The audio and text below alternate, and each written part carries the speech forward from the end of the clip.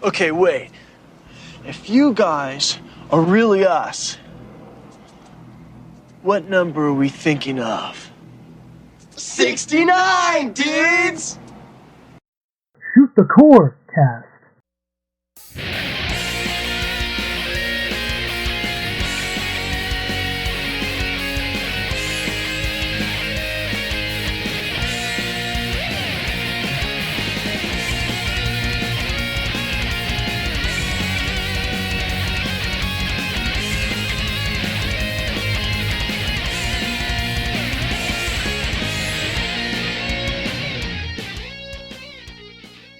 Welcome to Shoot the Corecast, the official companion podcast to the RF Generation Shmup Club. This is a family-friendly shmup-themed podcast that might not be fire, but we're not dragon. That is true, we are going through the fire and the flames this month. I'm Addicted, also known as Addicted to Shmups, and with me as always is... MetalFRO, also known as Game Boy Guru. And if you would like to connect with the podcast, you can do so in a number of ways. You can follow us on Twitter at ShootCoreCast. We are now on Blue Sky Social as shootthecorecast.bsky.social. And you can follow me directly on Twitter, or X, I guess it's called, at GameBoyGuru. If you would, please like, subscribe, follow, review, rate, etc. The podcast on your preferred platform. Would very much appreciate that. And also make sure you join our Discord. That is linked from our Linktree page, linktr.ee/shootthecorecast. And then from the Discord, you can follow us, or you can follow along with a playthrough and join in the fun. And, talk strats, talk high scores, and post photos or screenshots of your high scores, and just really engage with us and with the community. You also forgot to mention the Tex-Mexium tips. Yes, we do have a channel specifically for Tex-Mexium, so if you are an enjoyer or partaker of the most amazing substance known to man, then by all means, join us. I think it was filed under fourth meal. What's that? Is it filed under fourth meal on the Discord? Something like that. Yep. And of course, also you can follow me on Twitch because I do stream the Shmup Club Game of the Month multiple times throughout each month, and that is twitch.tv/GuruGameBoy. Yeah, I think, aren't you also trying to teach your dogs to say Yo quiero? I would love to be able to do that, but I don't think either of them have the mental wherewithal to make that happen. Yeah, that probably includes me too. I don't think I have the patience to try and train your dogs. I can't even get them to sit on command, so getting the Yo quiero out of them is out of the question. Yeah, maybe we need to get some help from DJ Psycho M1, and he's got chunks on the leash. Yeah, well, he's definitely got the Master Chunk trained with the high five. And he does. Although when I'm saying that, I'm thinking about the last stream he had where he joined in as player 2 on the cab. Right. Just sat down there, and then away he went. I think that's what he needs next. I think he needs a follower icon that has chunks playing with playing on an arcade stick. Sort of like that meme that's flown around of the gaming mouse, where the mouse is sitting at a showcase cab. It's a little plastic showcase cab. I think we need one of those for a cat. Yeah. Well, I'm not going to lie. As soon as you said chunks on a leash, I immediately was thinking, feeling like a chunk on a leash. So that's the difference between you and me. People will listen to you sing. People mute as soon as they hear me sing. So keep singing. Oh, that's funny. All right. Well, we also need to mention the RF Generation website. It's a little dated at this point, but it still has a lot of good information on it. I feel like I'm kicking the tires of a car here, but it definitely helps you remember what games you bought, and in some cases, it reminds you of your shame when you see how many copies of Deep Space Waifu I own. It's a good place to remember what you have and what variants you have of a game, so that way you're not buying the same things over and over or going, do I have this? The database is definitely very helpful for those who love to collect video games or shmups. And I am living proof that sometimes it's a bad idea to not pay attention to the database when you have your collection on it, because I ended up doubling up on a game here the other day over this last weekend, because I was not paying attention to my listing, and so I ended up buying a game that I already own. And so I'll probably hit you up about that later to see if it's one that maybe you need. All right, yeah, I'm always willing to accept plumbers don't wear ties. That works for me. I can say with confidence that it was not plumbers don't wear ties, so you are in no danger of owning that game. Darn. Well, I'm hoping maybe it's Road Rash for the 3DO. That sounds like a fun game to play. Oh, actually, I've heard that's very good. Yeah, I have the PlayStation version. That's definitely a lot of fun. I'm hoping to get the 3DO version. Either that or the Horde, because it's got that. Was it Kirk Cameron who was in that one, if I remember correctly? I think you're right. Yeah, like one of those campy games I wanted to try. Right. Well, speaking of campy stuff here, let's move on to the question of the month. What shooting game mechanic would you like to see iterated on more? We'll start out with Vis, and it says character relationships, maybe. Progress has a mechanic where the scoring ties into your pilot and co-pilot's relationship with each other. It doesn't have a lot of character presence per se, but I think if games tried angling in the presence of other non-playable characters, more people would give them a try. I'm always saying Star Fox 64 does so much that shmup devs need to take notice for. Yeah, the banter that goes on with Star Fox 64 is something that would be nice to see. It adds a little bit more flavor. So I'm not saying that you need to throw AI in. Could you imagine if someone's going to make a parody video now? If Star Fox, if Peppy was taken over by AI or Falco? Huh. Oh, wow. That would just be... Oh, that would just be awful. Based upon some of the AI interactions I've had, I'm sure that's going to be a dumpster fire if that went away. But yes, well-scripted interactions between characters definitely does bring a lot of life to the universe. I'm trying to think of what's that? The bullet grazing that was recently done by Video Games New York. It was put out, and oh shoot, the one where you're supposed to get close to the bullets that we were asked about. It was put on physical last month. Last month? Yeah, by Asiasoft. Asiasoft. You could pre-order it. People were asking the Discord about if it was good, and now I'm drawing a blank. Are you talking about like the Like Dreamer and Cosmo Dreamer? No, not Like Dreamer and Cosmo Dreamer. The oh shoot! Now I'm gonna have to look this up, aren't I? No, I think it's called Bullet. Well, move on to the next one. I'll find it. Okay. Roguish Ham says, I mean, I want to say the bullet time mechanic in the Espgaluda games, but everybody's probably thinking that since it's the focus shot. So what about polarity mechanics like in Ikaruga? Yeah, I mean, there's been some of that.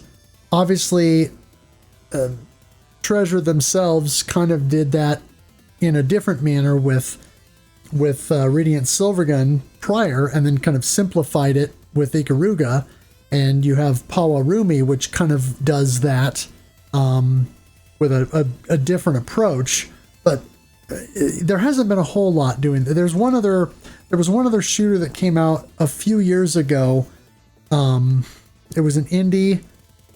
I don't remember what the game was called or what, or who put it out, but I know that the game reportedly had some serious issues, and I think Studio Mudprints was not very, Etram was not very kind to the game, because it was, like I said, he said it was fraught with issues, and so, there've been a couple of examples, but yeah, it's definitely a mechanic that warrants further exploration.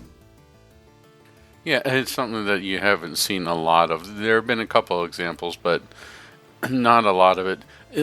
What we'll see, or what we have seen, is a lot more bullet grazing or absorbing bullets in order to power up your ship. That's become a little bit more of a common theme, especially with the title who I forgot earlier, with Risk System, right? Oh, sure. Yeah. You're going to be getting close to there in order to power up your secondary shot on there. So that has definitely become the same. But polarity with bullets is something that I think we've only seen with a handful of titles. It's something that could be a little tricky to handle. Yeah. Because you have to make certain that it's clear enough for the player to pick up on. You don't want to have it be... Mark MSX is probably going to hate that I pulled this example, but I think Namco Unlimited 3 is where it went maybe a little bit too overboard with everything was shiny, and it made it really hard to read at certain times where the bullets are, and when everything's neon, you just, it's like stepping out into an LED, right? Everything is just blinding, and if the polarity system with that is just everything is bright, it makes it really difficult. I wonder what we sort of need to do something like that with Geometry War style gameplay. Players where you change from, let's say you change from, you know what? Darn it! Now I've got a good idea from this. Let's say Geometry Wars, instead of staying your ship staying the same shape, you can switch things over. You switch over from, let's say, a square over to a circle, and it changes your hitbox. Oh, interesting. Yeah. Although I'm probably also thinking of Macross, too. I mean, you could do that with Macross, but I think with Macross, no matter what, your hitbox stayed the size of a B-52.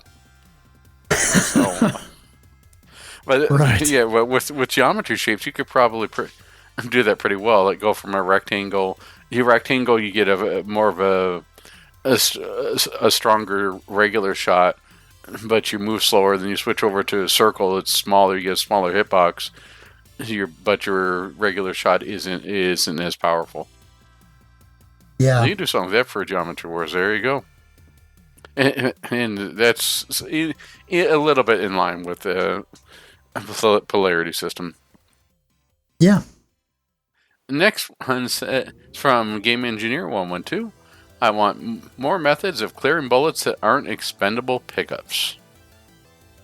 This is definitely a mechanic that we've seen a little bit more of in recent years. I mean, you've got examples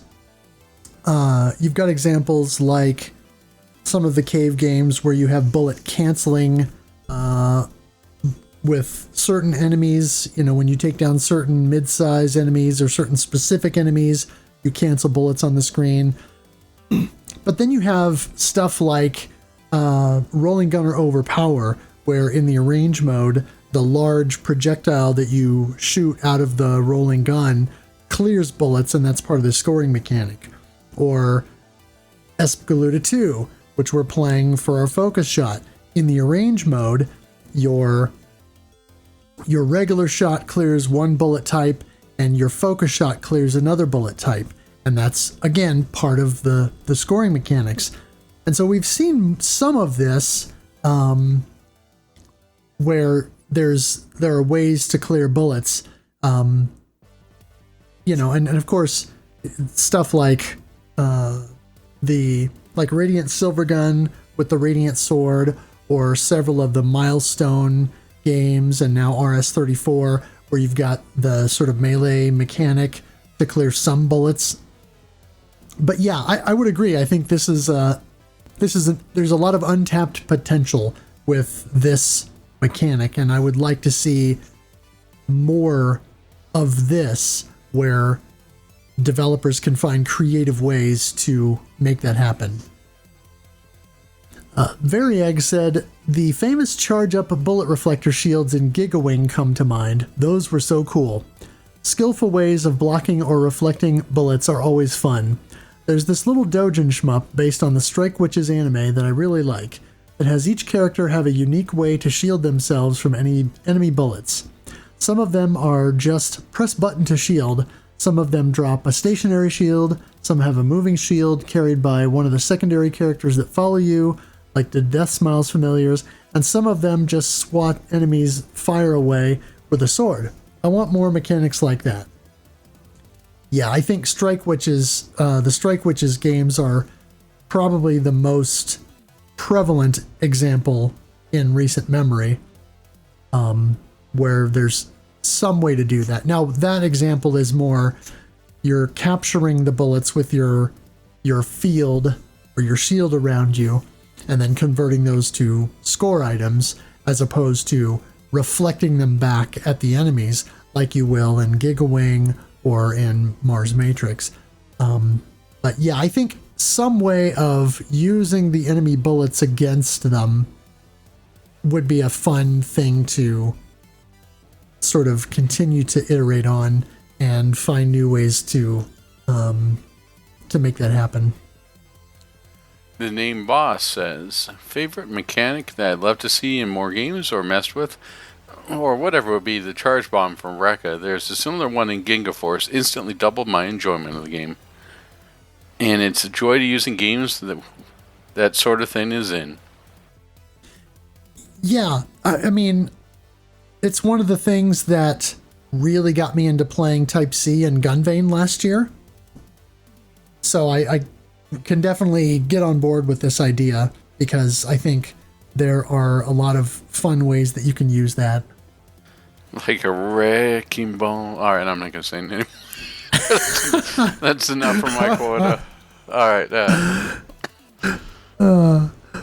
Pony Trigon said, this may be my R-Type nerd showing, or my attempts to 1cc Varth inspired it, but more strategy with defensive weaponry.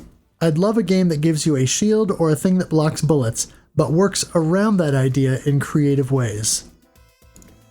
Yeah, Pony Trigon, I don't think you were participating or with us when we covered Grid Seeker, but in the off chance you're not familiar with that, check it out, because you had the pods that you can position around or in front of your ship to collect some of the bullets that then allows you to stock your bomb. That I think might be your jam. But yeah, I think there are certainly other ways to do that. And again, this is another one that is a thing in Raturgy and Karos, and a couple of the Milestone and RS-34 games, and it would be nice to see other ways of allowing you to have a shield or a defensive way. And I guess you could kind of combine that with a Roguish Ham's, with Game Engineer's desire to find other methods of clearing bullets. Yeah, I think you could kind of do something that works in tandem like that. With the Grid Seeker, he reminded me of how funny that game is. There's that sub boss. who keeps going, this is even my final form. Every time it goes down in services, it comes back with like another row of guns. And before you know it, the whole thing's got, it's like almost oops, all guns. It's sort of like a Looney Tunes shootout where Bugs and Yosemite Sam keep pulling out bigger and bigger guns, so it gets this huge cannon at the end and blast them with it. I mean, it's definitely a fun game, but it's definitely comical in some areas. If we're just being over the top. There is something similar to this that would go for my answer, but we'll save that till the end here. Okay. Duke Togo says, I love to see Dark Souls. What? No. Duke Togo says, I'd like to see the ship quantity thing from Shoot One Up explored more. Seems like there could be more there. Yeah. This is one that I kind of smiled when I read this, because this is a game we haven't played yet for Shmup Club, but I do want to get to it eventually. And I think it's such a neat idea. And it's a little bit surprising that no one has explored this idea more. But at the same time, it's maybe a little bit hard to do. Obviously, more recently, you've got Sol Cresta. But of course, that's just building upon what the previous games in the Terra Cresta series had kind of done. And not really so much what Shoot One Up was doing. But yeah, it just seems like an interesting system that you can find another way to implement, or instead of just a whole range of ships, maybe make it more like Terra Cresta, where you just get all kinds of different parts that you can add on to the ship, like a Terra Cresta or a Slap Fight or like a Darwin 4081 or whatever it is, 2084 or something. There are definitely different ways to approach it, so I think it could be done well. And didn't Terra Cresta just have DLC announced? Oh, we'll get to that. Yeah, I was like, they just wait till they get the limited run physical release, then we'll release the DLC. April Fools. Right. Oh, boy. All right. Drake Tungsten said speed controls. And yeah, you don't see a lot of that. I mean, we played Terraflame a while back, and that had speed controls. So but it seems like... What's that? Thunder Force did. So did the game that we played back in February as well. I can't believe the name escapes me now, but the one that we just finished playing here, Glay Lancer. Glay Lancer, thank you. Oh, jeez. People, don't get old. Do you see what it's doing to me? Don't get old. 0 stars, would not recommend. Indeed. But I mean, in terms of modern games, you don't see that a lot. I understand why to an extent, because I think so many people have become used to the 2-tiered speed idea of, here's your standard speed and it's well balanced, and then here's your focus shot speed, and this is to slow you down so that you can weave through the bullets more. But there is something really cool about the granularity that you get in a Thunder Force style speed system, where you've got multiple choices and the ability to kind of move between them to really tailor it to your play style, and you're not necessarily just locked into the 2 speeds, or even the 1 speed if you don't have a focus shot or a change in speed. So yeah, it could be interesting to see someone find a way to use this. It could also go too far, right? I mean, Rock On went to ludicrous speed. If you get too many speed power-ups in that game, your ship just ping-pongs across the screen. And trying to control with full speed power-ups on that. Right. It's like giving a toddler espresso. Yeah, I do think that either variable speed, such as analog stick control, where you can inch your ship along, or you can go full tilt and move really fast. That kind of a thing could be more specifically implemented. And so I think there are definitely ways that this could be done and maybe still made interesting. Hey, you want to make it interesting? Here's what you do. You make it your next shmup arcade only, and you take a shifter from Daytona USA or Outrun and put that in there and use that to control the speed. And I have to downshift the speed too. There you go. Could you imagine if driving a spaceship was like driving a car? Like, oh shoot, I'm gonna have to throw this thing into reverse here. Hold on, I popped the clutch. Oh, terrible. Oh, as someone has driven stick and would not recommend it if you can avoid it. Yeah, get him driving stick on your spaceship as you're trying to shoot down the Bacterian enemies, or especially in a Namco. Would not recommend. Daytona, let's shmup away. Yeah, definitely. If it comes to that, just Uber your shmup to fight the Bacterian Empire. Yeah. Mari says Ikaruga polarity type controls or racing stuff like with Kingdom Grand Prix did. Yeah, Kingdom Grand Prix I think is the only one that's sort of done sort of a shmup racing type as far as I'm aware. Yeah, I want to say there's maybe one or two other games that I've heard of in the past that implement a similar system, not necessarily racing, but a variable speed where you can control how fast the game scrolls. But Kingdom Grand Prix is certainly the prevalent example. It's when you say controls how fast the game scrolls, reminded me back of those early 80s watches that we all used to have, where you'd wind it and you'd have this little thing that you control with like a stick or something on there. You know, those primitive, like not even Game & Watches, right? It was just a piece of plastic that would just sort of get hit. It's on the treadmill type thing, and you just scroll. Oh, jeez. That was the last variable speed game that I'm aware of. Yeah. Oh, please don't tell me you're not thinking about implementing a Tiger Electronics handheld thing for December. No, thank you. Yeah.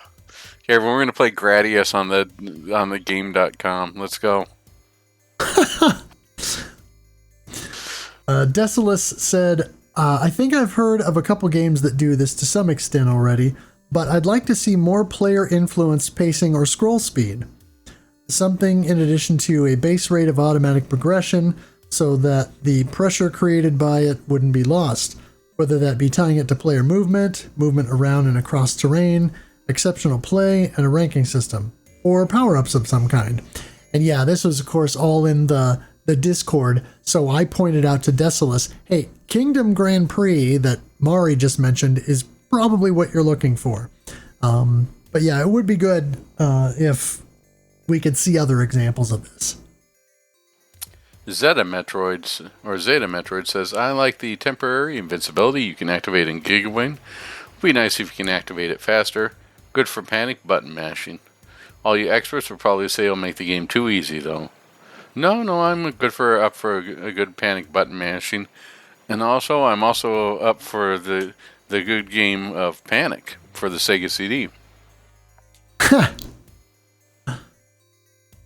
FaceTime Police said, I love it when bullet grazing powers up your regular shot. See Castle of Shikigami, I've only played part 2, and Sisters Royale for reference.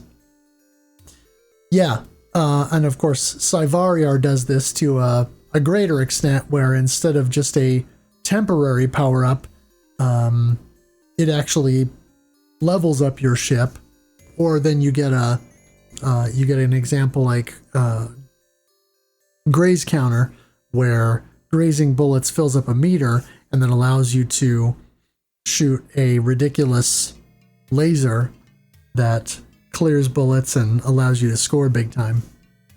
You know, I think if we ever were to make a shmup based upon the bike, I guess that's what we would call. Forget the ripple laser. We'll just call it ridiculous laser. Ha! There you go. Staphelopod1 says, like when games have mechanics that let you capture and repurpose enemies or their weapons, such as Einhander, G-Daris, or even Blastworks. Build, trade, destroy on the Wii. All good examples, but I have to go with the prototypical shmup of Galaga. You repurpose yourself.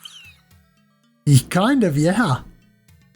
I mean, there are other good examples like Blazion, where you can capture an enemy and then you sort of transform into it. You've got Zero Wing, where you can capture an enemy and use it as a shield or detonate it as a bomb.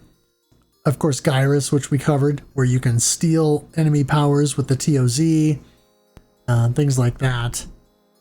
So there are definitely other examples, but it would be cool to see other ways of implementing that as a mechanic.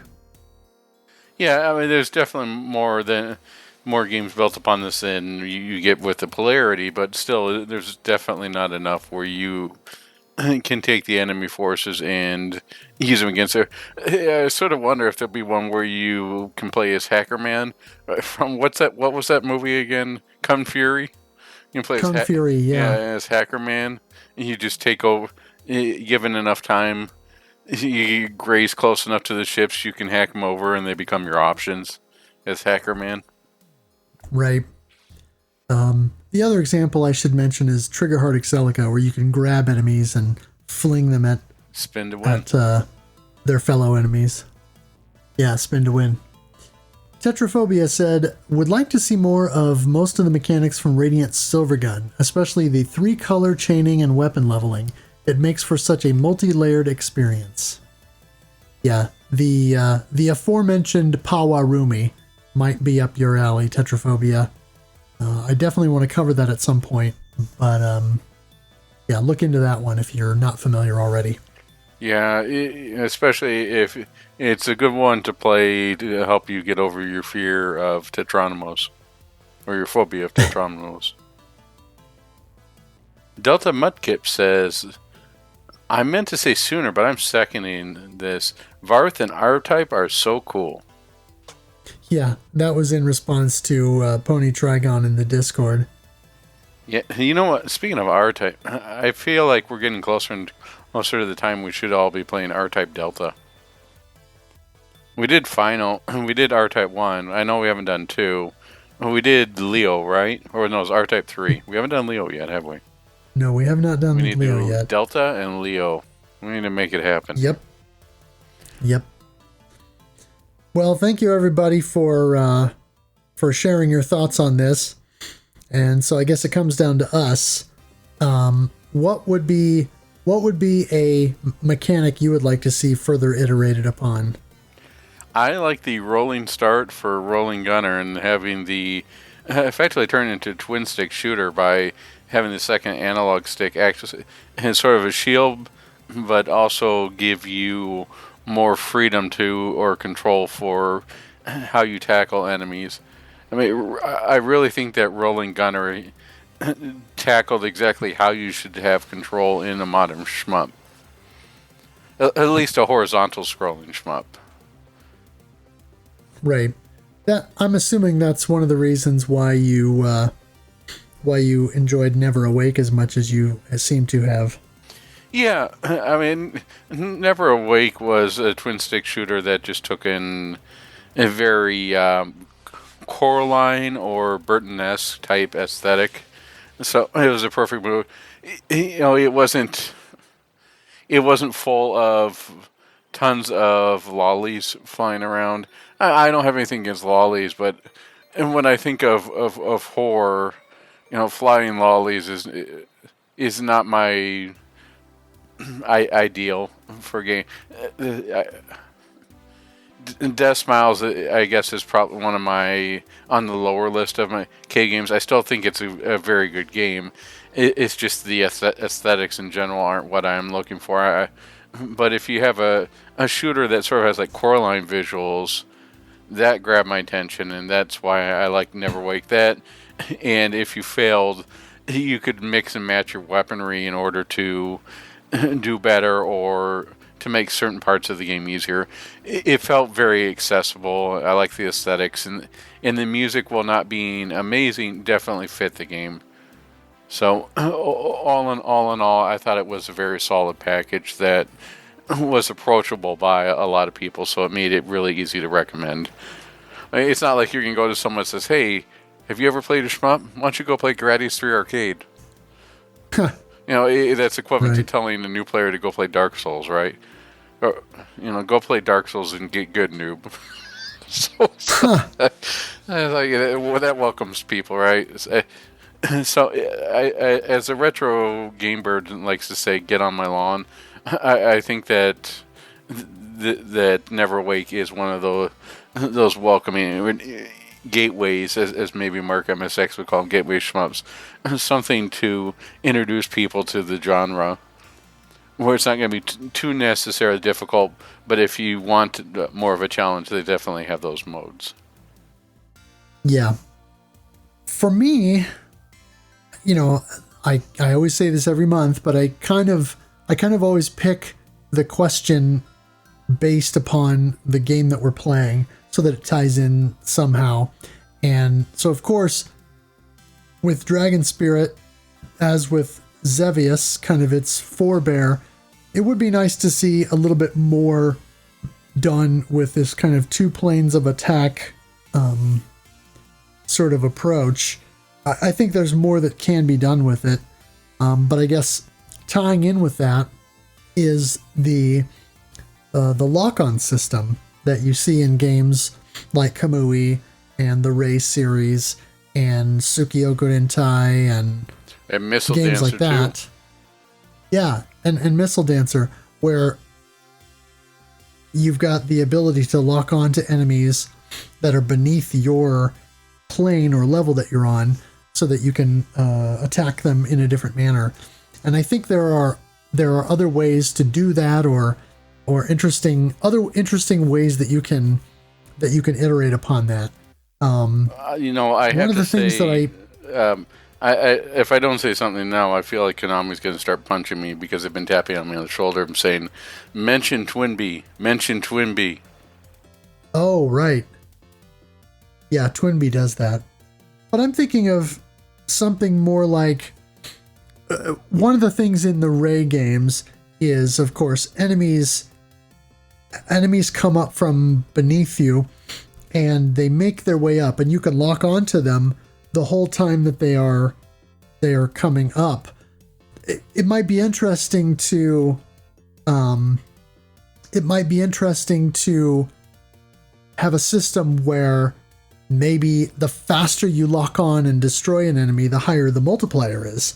So then the real challenge of the game is routing it in such a way that you can lock onto enemies as quickly as possible to take them out with your lock-on shot sooner rather than later, so that you get a higher score multiplier for quick kills, kind of like the flash system in the newer Raiden games. Didn't Zero Ranger also have something like Stage 4 had something similar, right? Where you could lock on enemies below you? Yeah, there's a lock-on system or a lock-on weapon that you can choose in Zero Ranger after one of the bosses. Yeah, I think that was Stage 4, but yeah, that had it. And then, of course, we only covered one of them was Kamui, right? The cider skein. Am I pronouncing that right? Yep. That's serious. So we'll definitely need to revisit that. And I know that at some point we want to revisit the Ray series, because that will eventually come out, unlike anything by Dispatch Games. Yeah, there's a lot of ways to revisit. Yeah, the two-plane existence, you could do a lot with that. It doesn't need to be something as simplistic as Xevious, as you were stating. The sort of ties in line with what I'm certain there's like a turning point where things change for this, because this was pretty popular within arcades and it changed. And they were mentioning something on Digital Foundry that had me thinking along the same lines of what you're talking about here, is the single plane brawler. at one point, did we switch over from stuff like Shinobi, where you go from left to right, but you're really not moving up and down, to a belt scroller as you're dealing with in, let's say, Final Fight. Was Final Fight that pivot point? It'd be interesting to find out what changed to sort of take us from the classic Xevious model of you fly in the air, but can also attack ground targets, similar to the way that Twinbee worked as well, into more of a free flying where everything is on the same plane, and then back again a little bit within the Ray series, where you have the two planes where your primary shot, and then you got your secondary shot that can take away stuff on the second plane. Yeah, you have to wonder if the shift back toward that style was just developers thinking of a new way to iterate upon that idea. But now that we've got hardware that's beefy enough to do sprite scaling, or particularly in the 3D space, when you had the ability to have these things scale naturally, that seems like an obvious reason. There is just the game is, or the hardware is powerful enough to do it in a way that's convincing, I guess. Yeah, I mean, you could say that the only way that the Sega Genesis was able to get away with as much as it was is the Sega CD's extra hardware on it, right? That's how a lot of that stuff was able to be managed. You could definitely do ports of Afterburner and stuff, but it wasn't until the Sega CD, or even going further, the Saturn, that you were able to get pretty close to accurate arcade ports of the Superscaler games. That's where you get your Afterburner, and that's where you get your Outrun and everything else working properly. So, yeah, I could definitely see that we had enough built in by the time the PlayStation 1 and Saturn hit, that we could do this again with home hardware, and we didn't have to rely on this being relegated to an arcade-only experience. Was it Galaxy Force 2? Of course, we have Afterburner that really took Superscaler. I know Outrun was one of the early ones. I can't think of anything. But by that time those hit, all that technology would... Let's see here. That would have been Superscaler. And then I'm thinking about System 32, which was what Spider-Man was based upon. They had the Dragon Ball Z game that people went nuts for in Brazil. That was Punch Out. Goku's Super Punch Out. There was that. I'm certain there's some other System 32 games I'm trying to think of, but that was sort of like the last hurrah of doing your sprite scaling like that without actually moving fully onto 3D. So, yeah, I could definitely see a point. By the time 1994 hit around, the polygon was keen and it had enough processing power to be able to do that. Yeah. All right, moving on. Let's talk about Espelita 2 and how much we didn't play it this past month. Yeah, unfortunately, between busyness at work, busyness in my personal life, and some rather poor time management on my part, I think between our last recording and this one, which, to be fair, is a shortened timeline because we delayed the last recording and we're doing this one actually on time, but I think I might have got an opportunity to play Espelita once or twice. But I will say, I'm definitely enjoying the arrange mode.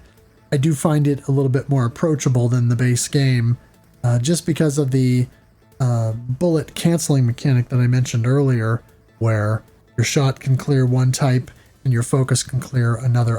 If I remember correctly, it's your shot clears the blue bullets and your focus clears the red bullets. And it certainly makes for a much easier experience in some ways, because you can just delete bullets. But it also, when you do that, that also adds to your gem counter. And so it does open up more opportunities to use the kakusei. So I feel like if I could learn the game a little bit better and kind of exploit that better, I might have a good chance of actually clearing that mode, which I really want to do. Sounds good. I didn't have too much of time to play. As unlike you, I made poor choices when it came to my free time. It's just a whole heck of a lot of adulting and family stuff. Then I requested some titles from the library and all. They came in all at once, so I started 7 PS5 games last month, which killed any free time. Yeah, I'm playing through Dragon's Dogma 2. I've got Lego 2K Drive. I'm playing with my oldest son. I've got that Pandora, the Ubisoft game, Pandora Frontiers or whatever that is. Trying out Spider-Man 2. It's just the list goes on, and then I've got some PS4 games I'm playing. I'm playing the latest Yakuza game and trying to get through with that.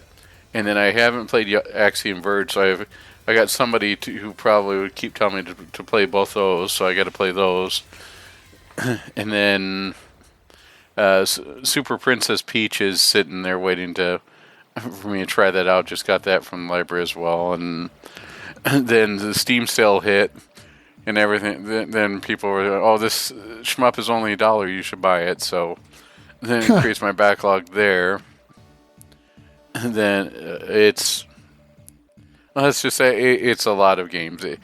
We like to talk about there are problems and then there are addicted problems. I have addicted problems, and at any given time I have way too much to play, which is a me problem. So I am trying to sort through my backlog and try and get everything I can so that way I can play some more Espeleta 2 and play some Tyrion and get through all this stuff. It's just a lot to do when you're also juggling a full-time job and all the adulting fun stuff that goes with it.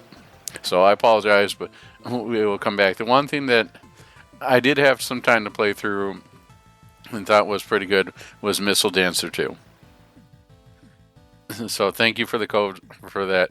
I thought that was a very nice homage to the Super Scale game, specifically to Afterburner.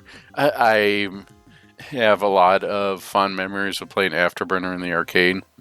So much so that I actually played and liked the Tiger handle. Maybe I was crazy, but I liked the Tiger handle with the fake joystick that moved back and forth. So, and definitely love playing on the Saturn when it got a proper home port. So it brought up a lot of nostalgic memories of that, and so from what I played, it seemed like a pretty fun game. Have you had a chance to try it? I have not, no. Uh-oh. Alright, I look forward to a full review next time. Well, you got the code. I gave you the code, so... Oh, I thought we had two. My apologies. No. I gave you the code because I knew that you would want to try it. Oh, yeah. So yeah, I'm glad that you have at least tried it and have enjoyed it.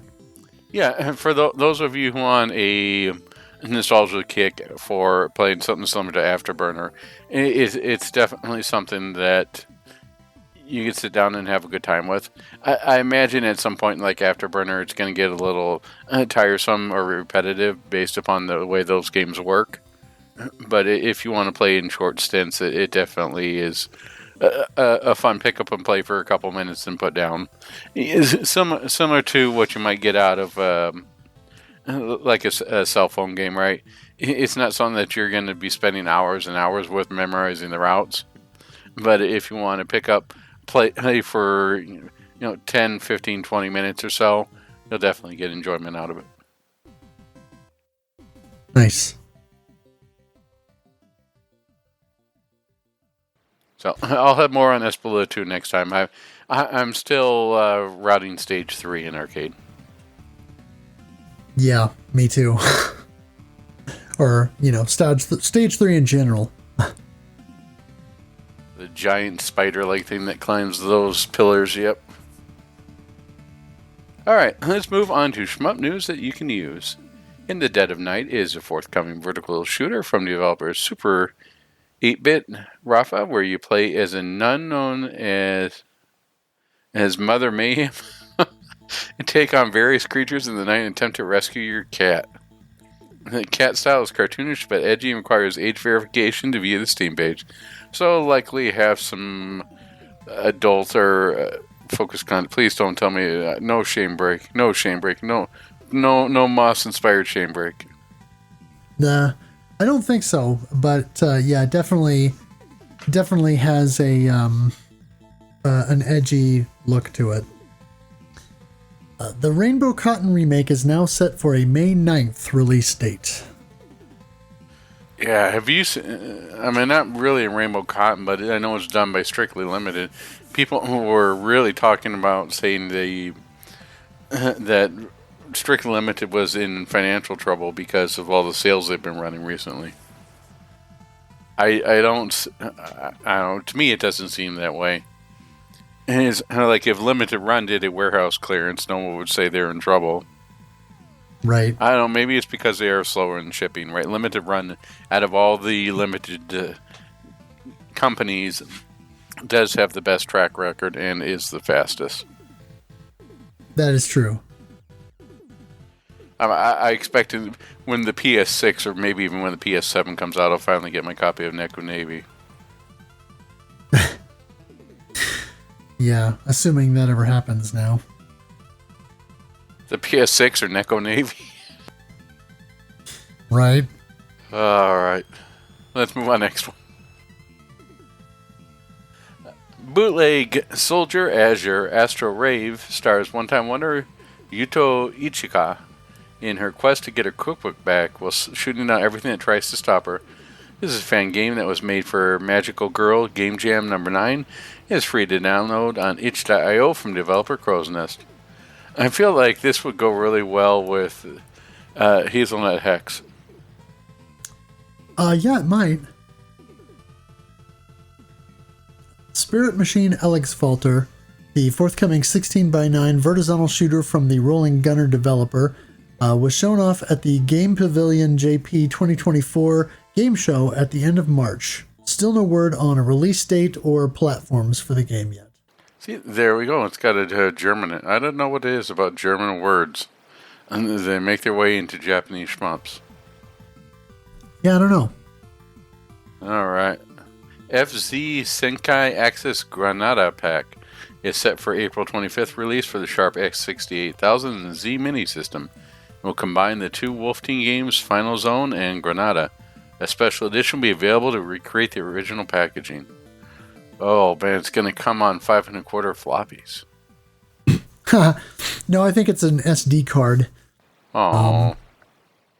But yeah. I would have taken those 5 1/4 floppies. Bitwave Games has announced Volume 4, or actually released now, Volume 4 in their Toaplan Arcade Shoot 'em Up series, which features Truxton 2, Grindstormer, Twin Hawk, and Dogyun. And I know Game Engineer 112 in our Discord has already been playing and has cleared Vimana, so GG's. Very nice. A former staff member from UPL who goes by Shugli on X or Twitter. Everything about X I always assume is Mr. X from Kung Fu. That was based upon, what was that? Was that Meals on Wheels? I forget. The Jackie Chan movie. Kung Fu. Oh, I don't know. Yeah, I think it's Meals on Wheels. I could be wrong. So, has shared a YouTube video of a game called Rapid Sparrows that apparently around 20% along in game development was canceled due to UPL's bankruptcy. It's a vertical SCG with comical art style, and it sounds like it could have a promising title had it been allowed to continue development.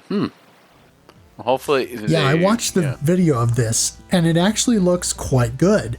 I know a lot of people tend to crap on UPL games for being janky, but this looked like it would have been legitimately good. So it's kind of too bad that it never happened. Yuzo Koshiro has dropped more footage of the Mega Drive and Genesis shooter Eartheon that is still in development, and has updated followers on social media that he expects the game to release by the end of 2024 at the latest. I think this is the one that everyone's looking forward to, right? Oh, yeah. And I mean, it looks so good. Definitely got my attention. I just can't wait. Terrarian Games' next project is well underway, titled Crystal Breaker. A Steam page is up, although no firm release date other than 2024. Crystal Breaker, it sounds like a Asteroids-style clone. No, it's similar to a lot of other Terrarian shooters. Your kind of vertical caravan style. All right. Okay, this is big news. A user on X or Twitter who goes by Sayuryu posted a video showing footage of the 360 version of Doronpachi Saidaiojo beating Inbachi. And this is the boss within the game that up till now has kind of been seen as unbeatable by the shmup community. And it was enough of a big deal when it happened that Tsuneki Ikeda from Cave actually posted a statement about it that said, "Mr. Sario, congratulations on defeating the angry Leader Bee and the biggest dead Shadow Bee. It's been 12 years since I spent my days worrying, wondering if I've gone too far this time. The day has come when we, the developers, have lost and humanity has won. Thank you so much for continuing to play this far, and once again, congratulations on clearing Yinbi this time." And according to a tweet from Plasmo that I saw, this has also apparently had a large impact on some media outlets. The Inbachi defeat has been reported by BuzzFeed, Automaton, and GameSpark, among others. And apparently Sayurio's replay of the boss fight has already received over 200,000 views in a single day, which is mind-blowing to me.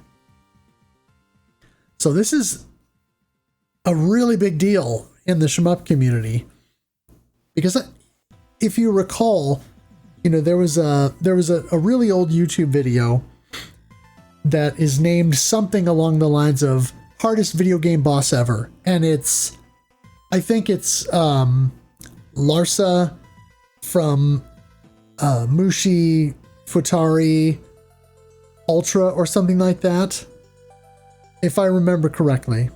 And of course, that fight is no picnic.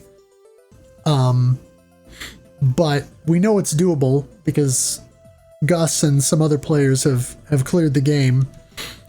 But Inbachi has been a wall for over a decade. And so it's just incredible to me to think that this long-time boss that no one has been able to defeat has finally been taken down. That's a lot of determination. 12 years. No joke.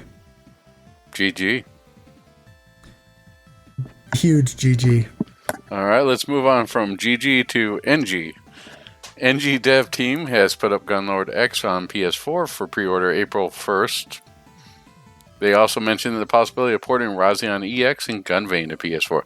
Now, Razion EX, as much as I think it should be on there, definitely do Gunvein to PS4. That game needs to be played by more people, and the PS4 install base is still huge. So get that out there. Yeah, absolutely. That needs to happen yesterday. Yeah, I will triple dip on Gunvein to get on PS4.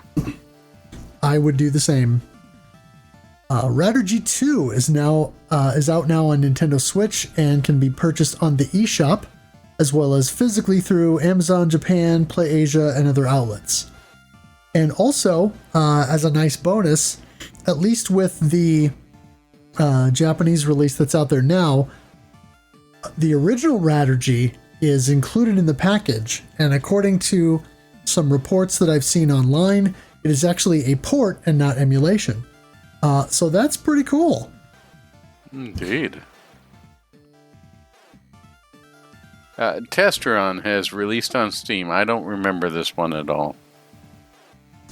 No, it's one that we reported on that it was forthcoming here a while back, but it's a bit timely because, of course, with the game just releasing, I think Octane is doing one of his Blind Kumite events with that game, along with Cycle Chaser 5. No, I guess that was... No, Tastreon was maybe this last weekend. And then the forthcoming one is featuring Cycle Chaser 5 by Viz, who's in our Discord. So go check that one out. Kanzaki Shintaro, the developer of Nullschwart, is working on another shooter, Vertical Danmaku, tentatively titled Gigantic Blast.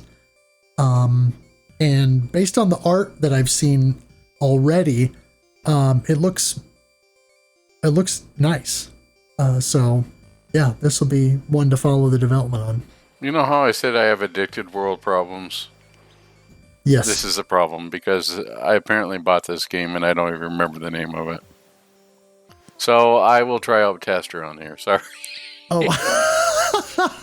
you're talking about Tastreon. Yeah, that sounds familiar, but I don't know what game that is. And I look at, oh yeah, I did buy this game. Oops. So I will have to try this out when I get clear into this. So I get the feeling that my will is going to be something like I never did go back and get all the ships in the R-Type Final. I bequeath you all my games, and I'll go finish R-Type Final. Yeah.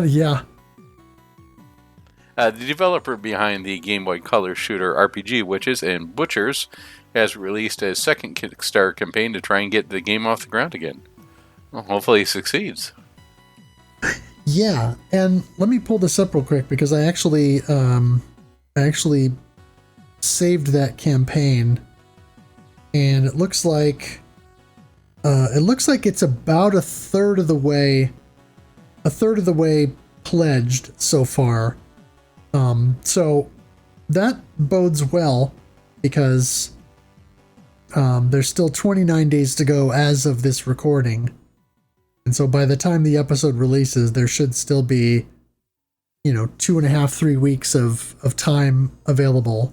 So yeah, if you like the idea of a shmup RPG hybrid on a handheld system, then check it out. That reminds me, at some point maybe we can try Sigma's Star Saga. Yeah, we need to do that at some point because I know at least one person who is waiting with bated breath for that. Derek Pascarella has released a version 1.0 of an English patch to the FM Towns version of the original Altinex. There are some caveats, however, such as the fact that the FM Towns has an Intel 8386 processor and the game was designed around the 8486, so it runs slow and has some issues. But the patch is available on GitHub for anyone so inclined. That describes me too. Runs slow and has some issues. I'm fine with that. Well, I think many of us these days could claim that, so... Yeah, nothing makes you feel like you would open up YouTube this morning and saw that Unreal Tournament, not the original one, not 99, 2004 is 20 years old today. Yeah, well, I guess this is time for me to paraphrase the meme and say the real FM Towns are the miles we clocked along the way. Jeez. All right, let's move on quickly. East Asia Soft, in conjunction with PlayAsia, will be releasing Soldner X collection on Nintendo Switch. This compilation will include both games on one cartridge. Previously, the first Soldner X was only available on PS3 and PC, the latter of which was only a physical release through PlayAsia. East Asia Soft will be releasing some additional SDGs such as Flight Path, Adventures in Viraris, Cyber Mission, and most excitingly, Super XYX. Day one. Yes. And I don't want to take credit for this, but I would like to think that we had at least some small bit of influence on Super XYX getting development again after we covered it on the podcast.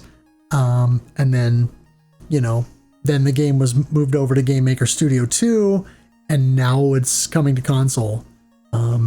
So I'm pretty excited about that because it's a really good game that I think more people need to experience. And since there are legitimately players who will not play on PC, for that game to get a console release will be important. Yeah, you could always just look. It's on Steam Deck. That's the console, right?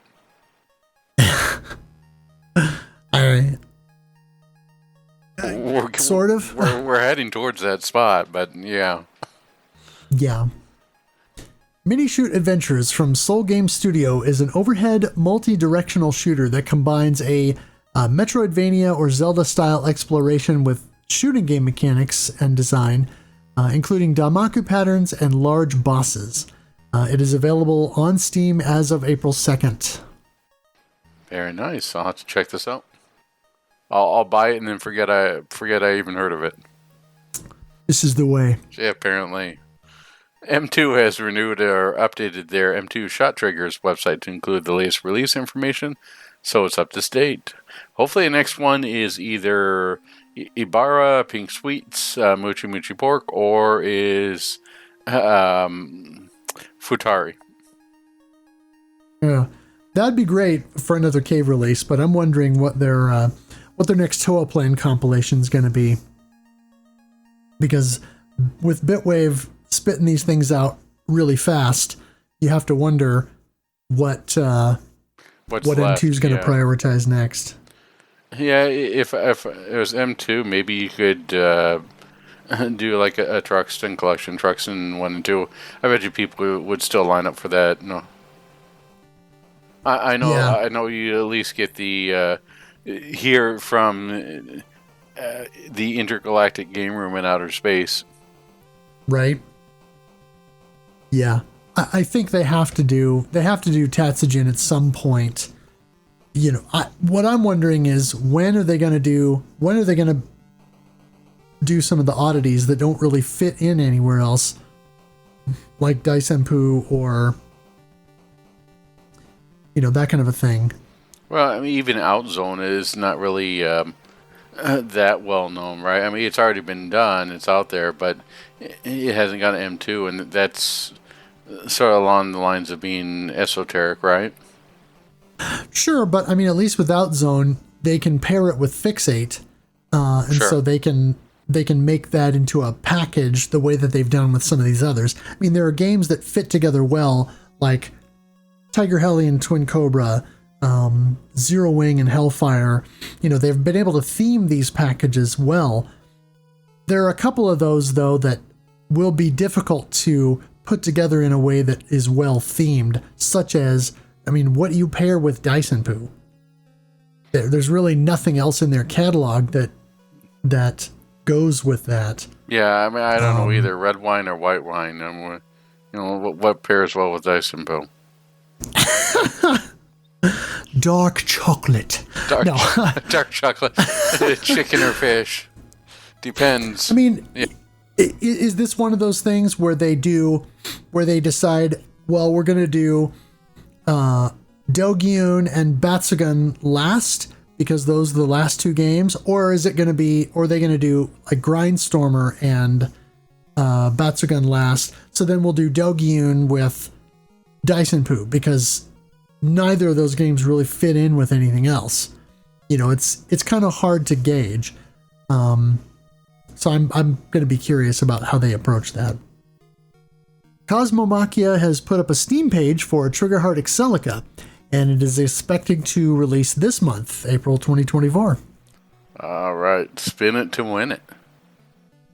I wonder if that would be sort of fun to do on the Triggerheart games if they have a special arcade version where they bring back the trackball. You know, it's like Forgotten Worlds where they had the trackball in order to, sorry, not trackball, but they had spinner control, right? So like Arkanoid and so that way you could choose what way you're firing. Yep. That would be neat for a Trigger Excelica, just to spin it around so that way you build up enough momentum and then you can throw your parts at people or at the enemies. Yep. I keep seeing these machines in Japanese arcades. I can't remember what they're actually called, but they look sort of like washing machines. I think they're rhythm games. That would be sort of. Although the last time when you stopped by last time, it felt like you were a washing machine playing that Star Wars game because the seat didn't move, but you did. Talk about making you sick. Yeah, the battle pod made me sick. Oh, yeah. Thank goodness you didn't have any Tex-Mex in before. Oh, right. Yeah, don't. The Star Wars battle pod is maybe a bad idea for Trigger Heart.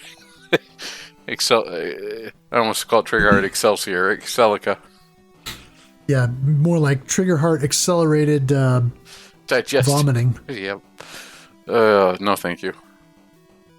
Although I'm sure there's probably some sort of game that came out on the TurboGrafx 16 or the PC Engine that had that as a weapon. I'm sure there was.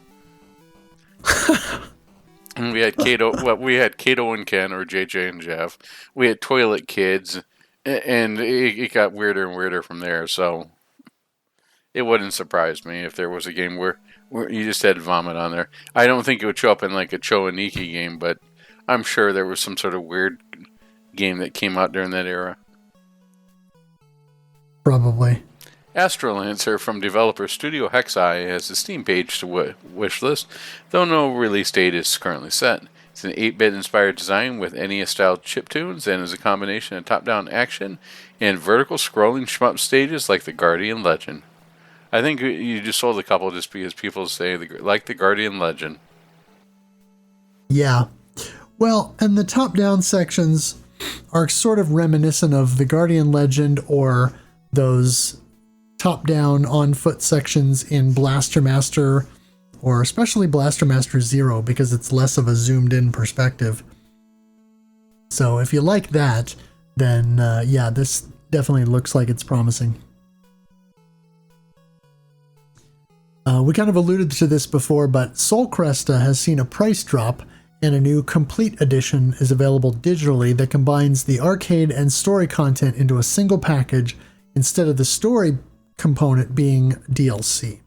Now, of course, if you bought the physical, either through the limited run release or the Japanese version, you would get all of it together. But if you only bought the digital version of Soul Cresta initially, you got the arcade mode, so to speak, and then you would spend extra for the DLC, which adds the full story mode. See, I bought the game, but I never opened it. So, again, addictive world problems, I guess. I unboxed it on camera, but I haven't played it yet. So I guess that's Game Boy Guru World problems. Alright. Songbird Productions will have pre-orders up starting May 7th for a new on-port of Tempest 3000. Talk about spinning to win. Yeah, this is so interesting to me. I mean, Songbird Productions has been championing the Atari Lynx for years, and to a lesser extent the Jaguar, but the new one, I mean, that's a deep cut. Talk about a system that very few own, and a port that who knows who asked for. You know, we're sort of joking about it, but I feel like it could have been published under our label, Limited Domain Games. Something like that, yeah. I mean, I don't need to sound bad. I appreciate that stuff like this is being made. It's certainly not something you see every day. You just wonder if it's fiscally viable. Yeah, the fact that it's a DVD, that the new one is literally just a DVD player with gamification features, and that this will literally just be a DVD, probably means that the production of it will be easy. And maybe maybe the port is not something that's going to take a lot of development or effort. So I don't know. Now, I mean, with the new it's cool one, that it's it happening. didn't have a controller, right? It didn't have like a full. What I look at with controllers, like you had Dragon's Lair and Space Ace that sort of fit along with your DVD remote. I mean, it was close enough, but I mean, Tempest requires a lot more precision on that. Even the Tempest 2000 on the Jaguar controller, that made a spinner controller that people said you absolutely need for it. Yep. So to play something like that on your DVD remote just seems not the best. I picture like someone trying to play Tempest on the CDI controller. Oh, yeah, that would be a disaster and a half. Yeah, but that's sort of how... I mean, I like the idea of this, but that's sort of how I'm seeing the execution. Someone hands them... And not like one of those good CDI controllers that is sort of modeled after like the Gravis gamepad. You've got the original big beefy thing that looks like a DVD remote. Yeah. Video Games Plus will be handling a North American release of the aforementioned Soldner X collection, and it appears the contents will be roughly the same as the PlayAsia version. So we'll have options. I like Video Games New York. I always support them whenever I get a chance because they bring stuff that, I mean, they're basically like the North American publishing arm of I almost said Pixel Effects. I don't think that's quite right, but the European group who did the Mega Drive version of FX Unit Yuki. They also did Golden Force. They did Wallachia. Oh, you're talking about Pixel Heart. Pixel Heart, yes. Sorry, I couldn't. Oh, I knew Pixel Effects. I think you're confusing that because that's Video Games New York. This is Video Games Plus out of Canada. Oh, darn it! Sorry, apologize to all the Canadians there. No, I was thinking of Video Games. All right, see what? Don't get old, people. Again, don't get old. Everything just conflates together. Thanks for the correction. No worries. All right. Well, this old man is going to get done with yelling at clouds here. Let's move on. Developer Zeroreth has posted an our Shmups subreddit with a link to a Google form asking people to sign up to beta test a shooter in development called Gatodius, which will be a Proteus-styled parody shooter. So it's a parody of Proteus called Gatodius. Yeah. Is that a... Any idea on the style? I mean, obviously, when you think of Proteus, you think of the Gradius style system, right, with the power ups and anything else. But is there more to it than this? Is it sort of a? Is that the bells that are within Proteus? What's the art style like? There's a lot of questions that come with this. Right. I do know that it will be cat themed because of the gato. Because there was a previous post on this subreddit asking about whether the developer should name the game Gatodius or Necodius. And a lot of people responded saying, no, do Gatodius because it would be nice to not just have a Western developed game that uses a Japanese style name, do something a little bit more original. And so that's where then the developer went with Gatodius. Gotcha. All right. Yeah, another cat. So scratch and claw your way to victory. Definitely give something this one like a shot. that. Yeah. Apparently, City Connection will be announcing a new STG during the Shooter Fest event here this coming weekend, April 6th, which is tomorrow as we record this. Versus System Super Xevious, aka Super Xevious, Gomp no Nazu, or the Mystery of Gomp, from Namco and Home Entertainment, or Namcot, will be coming to Arcade Archives April 11th. I swear, like every other game that came out during that time was something no Nazu, like mystery of something on here. Either that or similar, Gradius to Gopher no Nabu. like someone's revenge or mystery, or what's it, or the third one on there, Divoken Adventure. Yeah, I'm still trying to figure out Addicted No Nazo. Oh, my wife has been trying to find that out for years upon years upon years. Don't worry about it. Yeah. If she can't figure it out, I'm certain you can't. Oh, well, that's all right. You can't blame a guy for trying. I think Zelda said it best. It's a mystery to everybody. Yeah. Developer Red Herring has announced a new MSX shoot-'em-up in development, set for release this year. It's called Mechanical Brain Rehash. It's a horizontal shooter, and so far it looks very impressive for the hardware. Excellent. I'm always up for seeing new MSX homebrew. There's a small trickle that happens, but it definitely does get in there. I think the Genesis NES was, of course, the starting point for all of this for homebrew, and certainly the Genesis seems to be the flavor du jour right now. But getting some more MSX, getting some more, even PlayStation, and occasionally we get a Saturn or something there. But getting stuff for something outside of the norm, whether the NES, Genesis, or Neo Geo, right, is definitely cause for paying attention to and worth celebrating in my book. For sure. The only question is, will it have Fantasy Zone type scrolling, or will it have Space Mambo type scrolling? Actually, from the video that's on online now, it looks very smooth. So I'm not sure what they're doing, but it looks really good.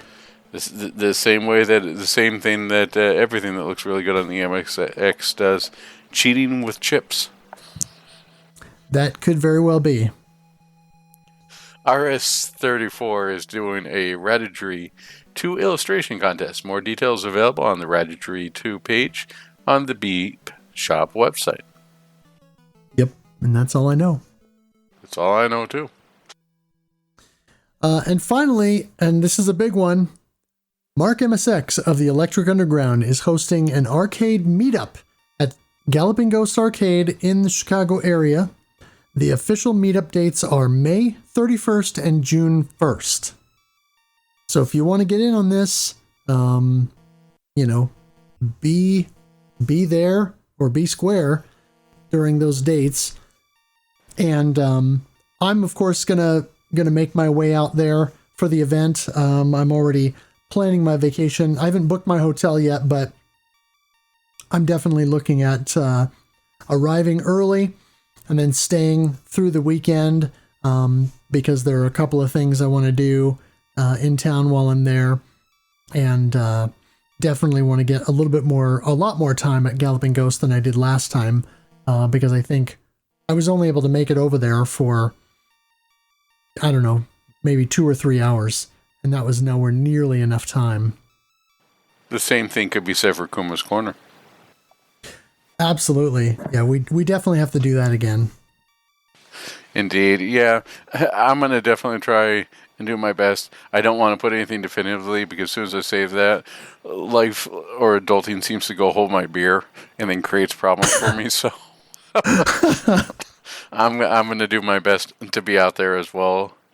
So hopefully we get everyone there. And I think it'd be nice to see DJ Psycho M1 head out there because he knows Doc. Nice there, and if he can bring Chonks, maybe I can get Chonks to sign something for me.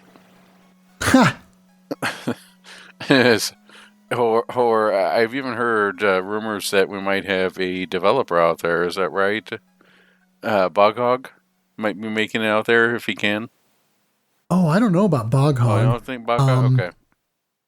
I do know that there's at least, I want to say there was at least one person from the UK that was hoping they would be able to make it. And at least one person from Canada who was at the Shmup Slam 6 event that in person that is planning on making the trip, and a couple of the others who were at the Shmup Slam 6 event are also looking at going, and then some other individuals who are, you know, going to try and make their way. So it should be a pretty good group of enthusiasts and players meeting up there. And while my skill level certainly is not one where I would say that I am a threat to any of these players in terms of high scores and that sort of thing, you know, I'm definitely looking forward to playing some of these games, putting some time in, and one particular game that I'm going to be playing at the arcade will be timely because it will tie in to our June game, and by extension our summer event that we have coming up. Indeed, yeah, I could see that forthcoming. And yeah, I was just thinking the only person I'm a threat to is myself, so I think I'll be fine. Alrighty. So the game that we played for March 2024 was Dragon Spirit. It was developed by Namco and Namco. No.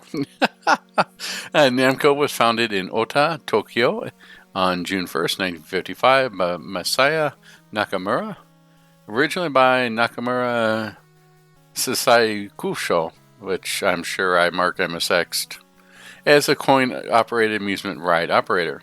In 1959, the company was reorganized as Nakamura Seisekusho Co. Limited due to partnership with Walt Disney Productions. Beginning in the 1960s, the company started manufacturing electrical mechanical games such as 1965's Periscope. The company acquired Atari's Japanese arm in 1974 and distributed Atari's arcade games in Japan. The company was renamed to Namco in 1977, which is shorthand for Nakamura Amusement Machine Manufacturing Corporation. That's one thing about Namco. They really love throwing all sorts of different acronyms at people. It's the first original game, GB, was released in 1978. Look at that. They released a B game that predated Cave. Yep. Not to be confused with BG, by the way. This has nothing to do with the Bee Gees. Namco had a hit on their hands a year later with Galaxian, one of the early mega-hit shooting games from the early arcade era.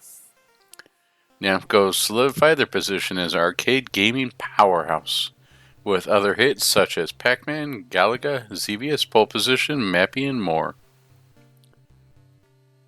Dragon Spirit is a vertical shooter that was released in arcades in 1987, and it was a continuation of the two planes of attack approach that their previous hit, Xevious, popularized.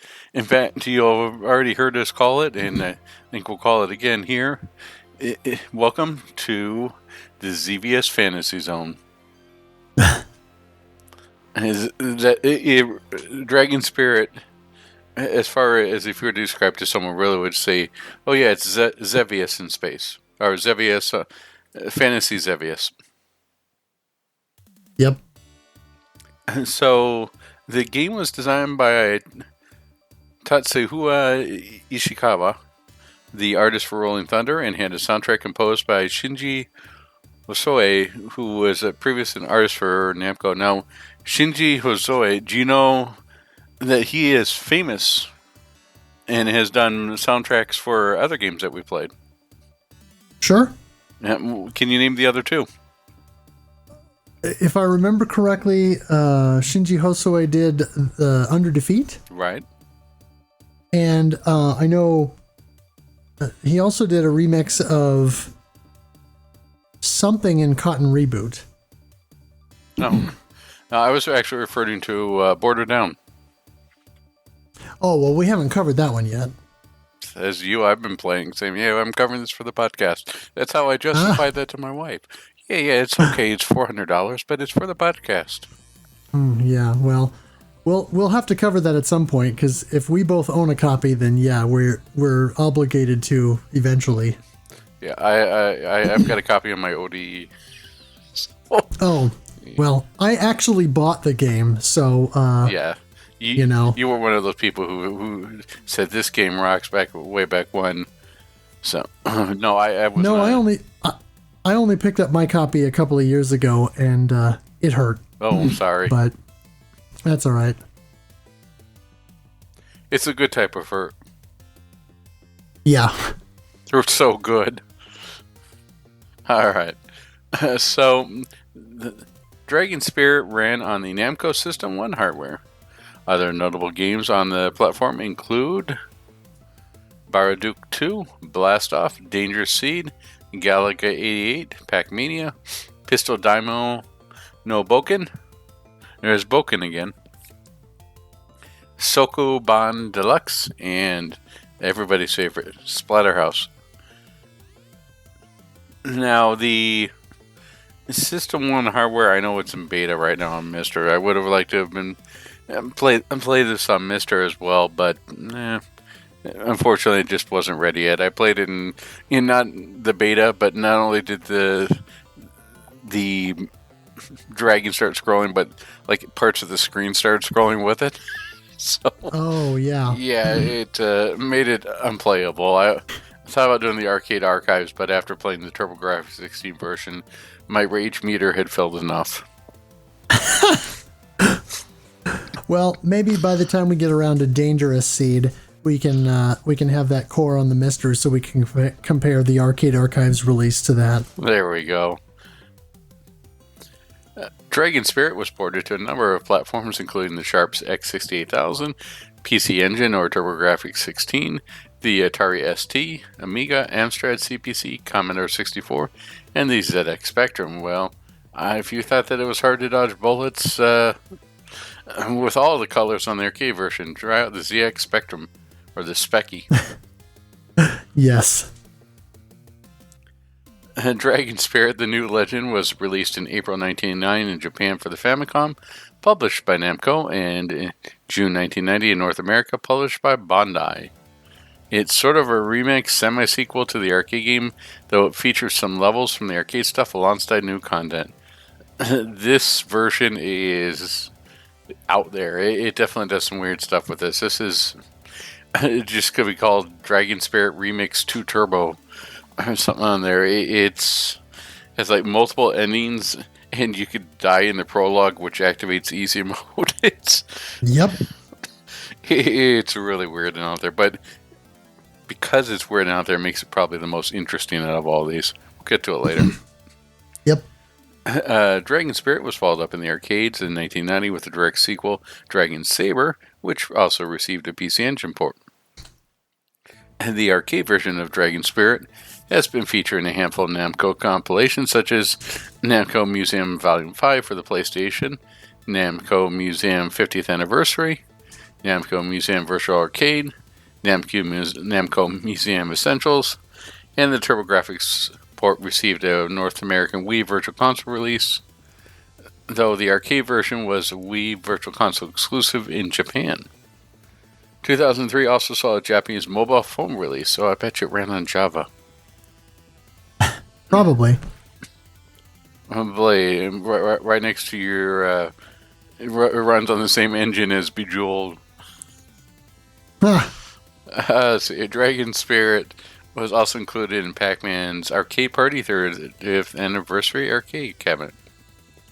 You know, a lot of these arcade cabinets that you see for the 30th anniversary, and similar to like the Miss Pac-Man Galaga Class of 81, those are just ROMs that they took from MAME and then they ported them back. It's sort of like Nintendo reusing like a the INES version, right, with the NES headers for their virtual console on the Switch. Yep. It's sort of weird to see a company using that type of the main project to port things backwards for a new release. Kind of, yeah. The arcade game also released a Hamster's Archive release in March of 2022. Includes both the old and new version, which has a number of changes. All right, let's move on to the story. Amul is a hero who has been turned into a blue dragon. You must seek out the Dark Lord Zawel and defeat him and rescue Princess Alicia from his evil grasp. Unless you're playing the Famicom version, and that's just the prologue. Then it turns into somebody else. I forget who it is, but it takes one of the bosses for the. Was it one of the snake boss? I forget what it does. It turns into this new guy. His name's Samuel, or I forget what that Sable. I forget what the heck the guy's name is, but it's just this totally different guy. The levels are the same too.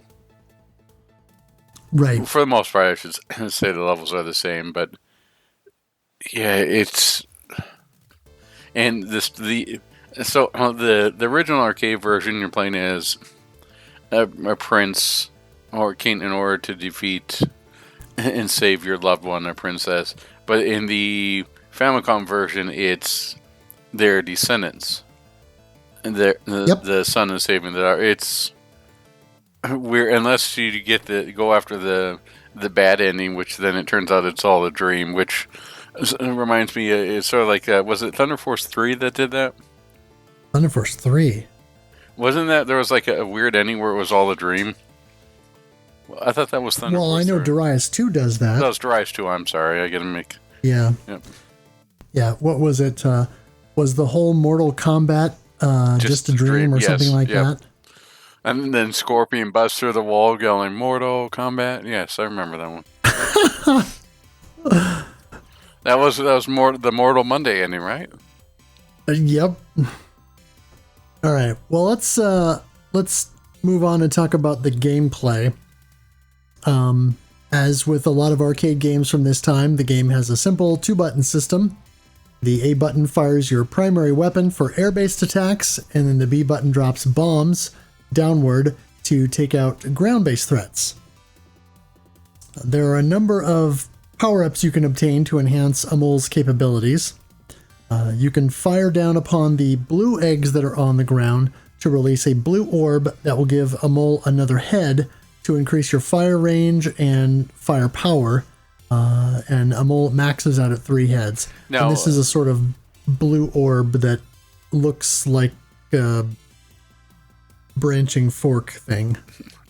Yeah, like a trident or something. Yeah, one thing that we should make sure so there's no confusion here.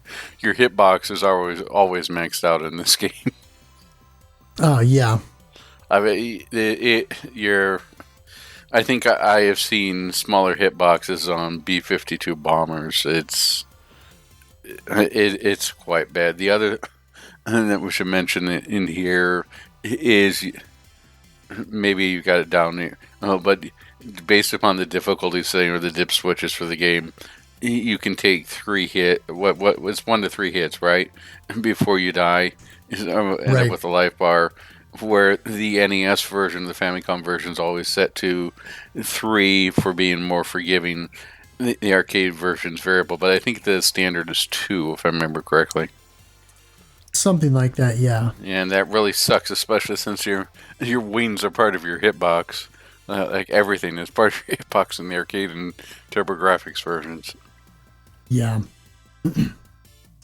Now, if you destroy a red egg on the ground, it will release a red orb, and by collecting 3 of these, you increase Amul's firepower strength by 1 level to a maximum of level 3.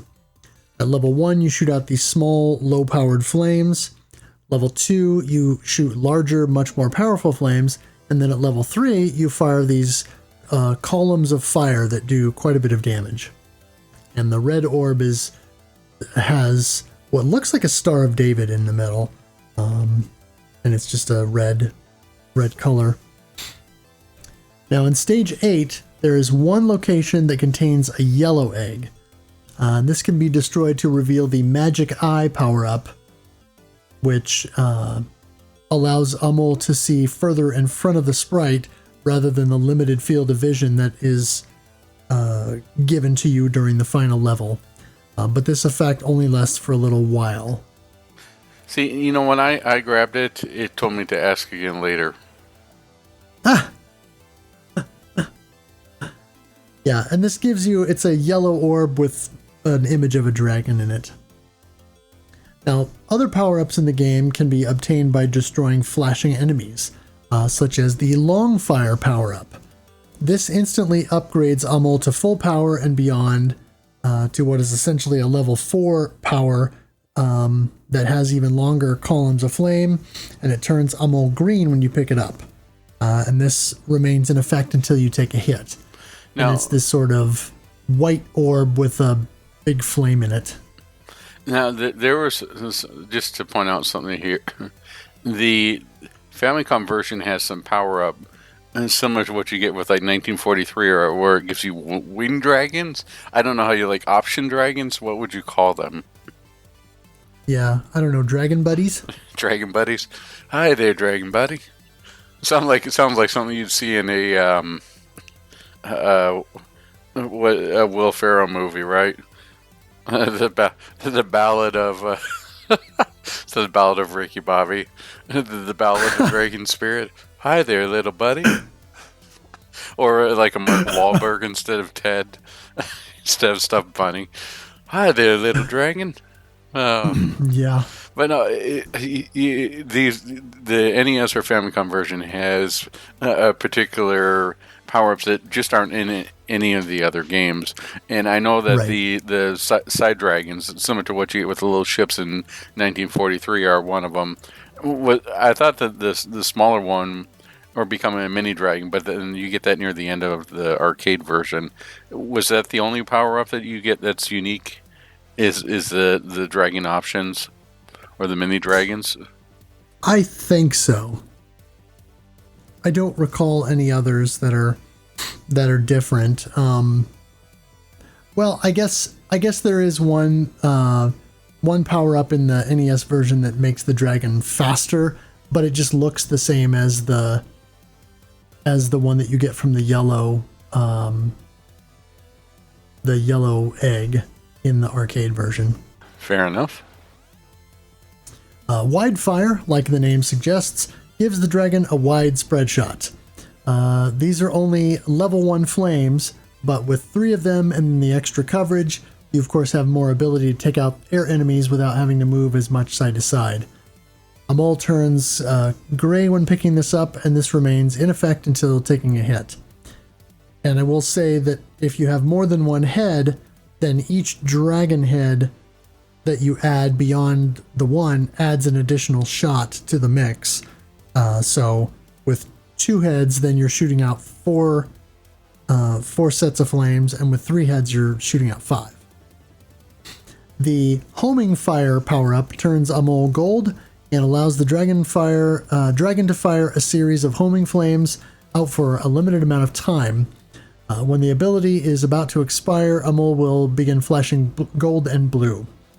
And this is the sort of blue orb with a little, almost like a spinner kind of thing in the middle. The Small Dragon power-up is true to its name, which reduces Amul in size. You lose any extra heads that your dragon has, but your hitbox is drastically reduced. If you pick up a blue orb, your dragon goes back to full size and gains a head. And this is a sort of orangish orb with an S in the middle. The Earthquake power-up shakes the screen for a few moments and takes out ground-based enemies and breaks eggs on the ground as you scroll up the screen. And I'm not even sure how to describe this. It's just this weird multicolored orb. It almost looks like a marble that you see, right? It's white with like 4 colors swirling around it. It looks similar to a marble with maybe like was it the Wasichi? What's that Capcom one? Oh, inside? the Yashichi? Yashichi inside, right? With different colors, similar to that. Yeah, it is a little bit like a cat's eye marble, I guess. The Power Wing makes Amul virtually invulnerable for a limited time. Enemy attacks are repelled and bounce off, and enemies that collide with Amul are destroyed. Only by being caught behind the scenery becomes a threat during this time. So, for example, if you're in an area where there are things that you can't fly through, That's the only time that you would die. And it's this sort of white orb with what looks like a pink wing in it. The extend power-up, like the red orbs, must be collected 3 times in order to earn an extra dragon. The first orb gives you a little egg that you see on the bottom of the screen. The second shows the egg beginning to hatch, and then the third then grants you the extend and shows the full dragon at the bottom of the screen, like any other lives you have in stock. I did not like this. Did you? I mean, this was sort of annoying that you had to collect 3 in order to get a power-up, where the Famicom version, it just gave you straight power-up when you got it. Right, yeah. And it's a little bit annoying that you have to collect 3 of them to get an extend. It would just be nicer if they would maybe just dole these out less often, but give you an extend when you get them. But I kind of get it because the power-up placement in the game from flashing enemies is RNG. But this is like a purple orb with a heart in it. The power down is just what it says. If collected, a mole will lose 1 level of firepower and 1 head. And this is a sort of dark gray orb with a skull in it. And I want to say these are only in a couple of locations.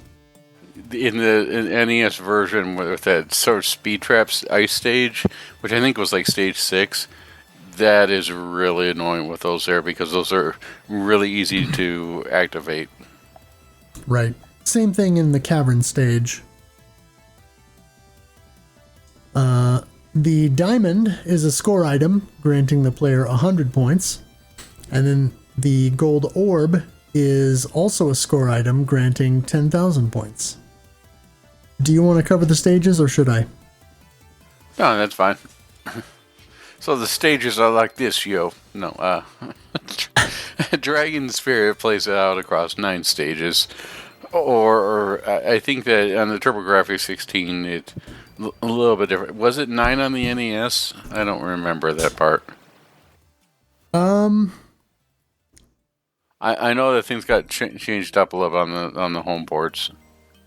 Yeah, I don't remember it being 9 on the NES version. No, I don't remember it being either, but I can't say for certain. I know that the NES version, though, has a stage 0 prologue, which we talked about earlier. It's sort of like the final stage that you don't see in the arcade version of Dragon Spirit, where you face the final boss.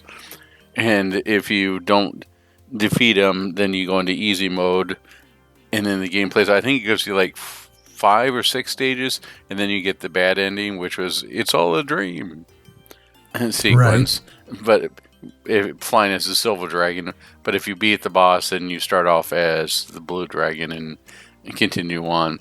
But in the arcade proper, stage 1 starts off, at least in the old, over water, at least in the old version, until you reach land. That's the old arcade version.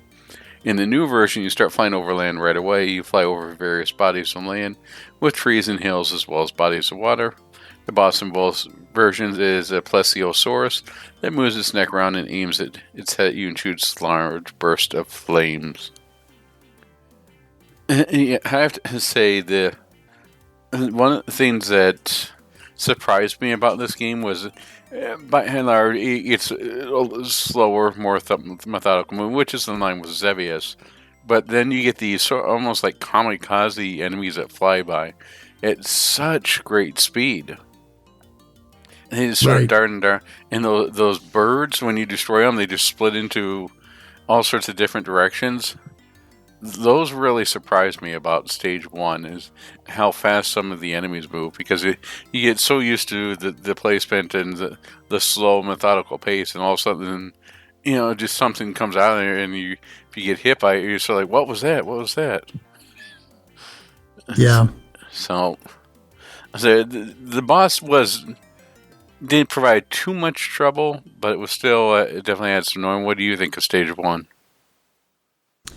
Yeah, the stage 1 boss, if you're not expecting those flames, it can be a problem. And it definitely is still no pushover, because the flames shoot pretty fast. So you have to be ready for them, and you have to also maybe do a little bit of misdirecting in order to make sure that it's not gonna be a problem. Yeah, I'm definitely on there. Stage 2 transitions from over water to land and eventually over to a highly volcanic area with plenty of lava and active volcanoes that spit out phoenixes you have to watch out for.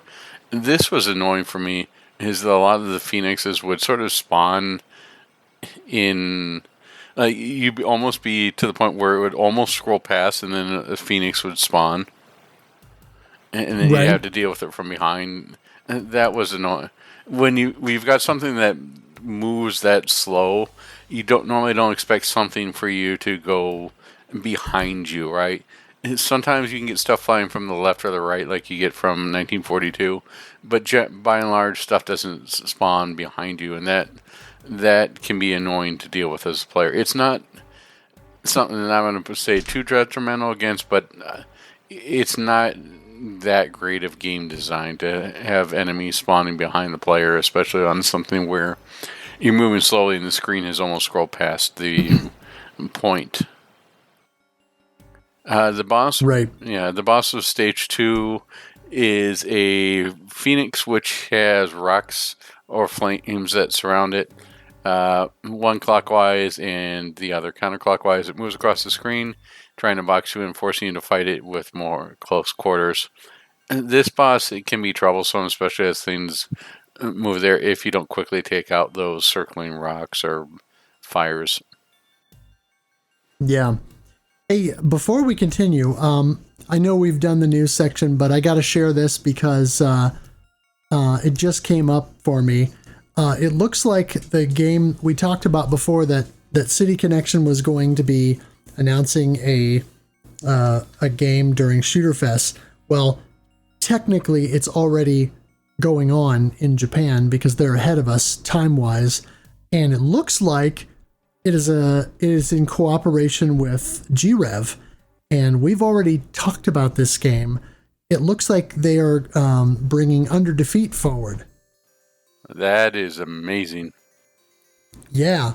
I mean, we've already covered it on the podcast, but I would love to see this and, see the 360 version that had all the extra stuff, brought forward. And from what I was able to gather, what little I just saw, it sounds like it might also have a new soundtrack arrangement.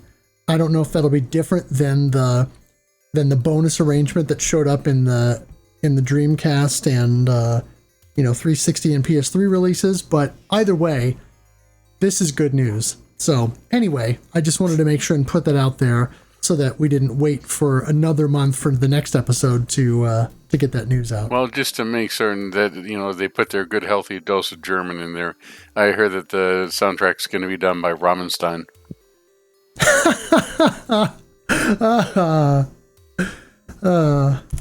Du hast Schmups. Now someone's going to request a cover. Oh, jeez.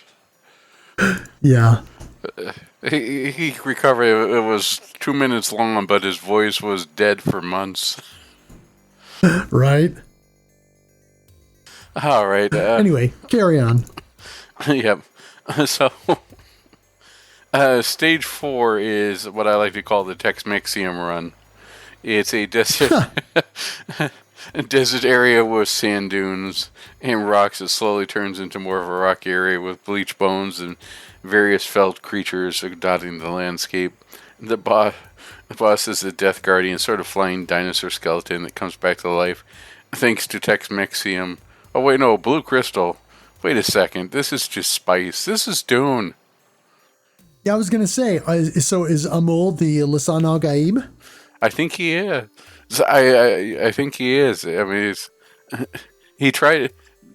I swear you're fighting sandworms on there. You're bombing sandworms near the end of the stage. So I think you're right. Yeah. I think this is Dune. It's the spice. Yeah. The spice must flow. Yeah, not to be confused with the other spice, which is the Spice Girls. Totally different.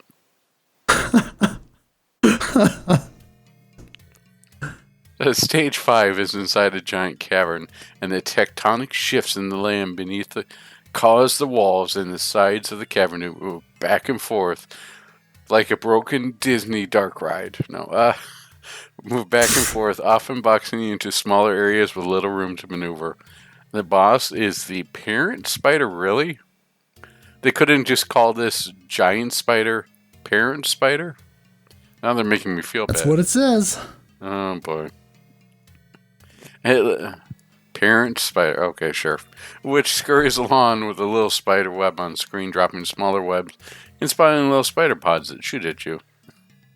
Maybe this is where they had to change it for copyright reasons, because it was originally Spider-Man instead of Parent Spider. just like Revenge of Shinobi. Right. You have to balance taking out the smaller webs and spiders with your main fire while bombing the larger spider below to damage. The interesting thing about this spider boss is the NES version. I kept dying. Oh, what the heck is hitting me? Then I realized that it was sort of jumping. And then it jumped, it would fire at you in the NES or Famicom version. It doesn't do that. Yep. The Famicom or the arcade version, it just lays out like tons and tons of little spider webs to try and just micro bullet you to death. Well, the NES version, it jumps up and just shoots, and kill anything in this direction lasers. Yeah, it's interesting like that, how the NES and Famicom version, all the bosses in the game are just sort of remixes of the bosses from the arcade game. The other thing I have to say about the Famicom version is it was impressive the way that they used the hardware for maneuvering the sides of the walls. Yeah. And that is, for something that started out with Donkey Kong in single screen arcade games, that was impressive to see. True. Stage 6, much like the first stage, takes place partly over water, but is in more of a frozen tundra kind of area. After flying over water and ice chunks for a while, you move over a snow and ice covered landmass, and often you have to shoot your way through ice walls to get through. The boss is Goobera. Goobera. I don't think Goober. I don't think the boss is Goober. Large dragon snake which can shoot flames at you from its mouth and electric charges through its tail. Here's what I'm wondering. So, one thing that you're sort of killing in here are walruses, right? You're bombing walruses. And earlier on, you had giant flying squirrels are coming to attack you. I'm sure PETA would have a field day with this thing, but I was looking at the flying squirrels shooting them down and going, oh, okay, they're evil.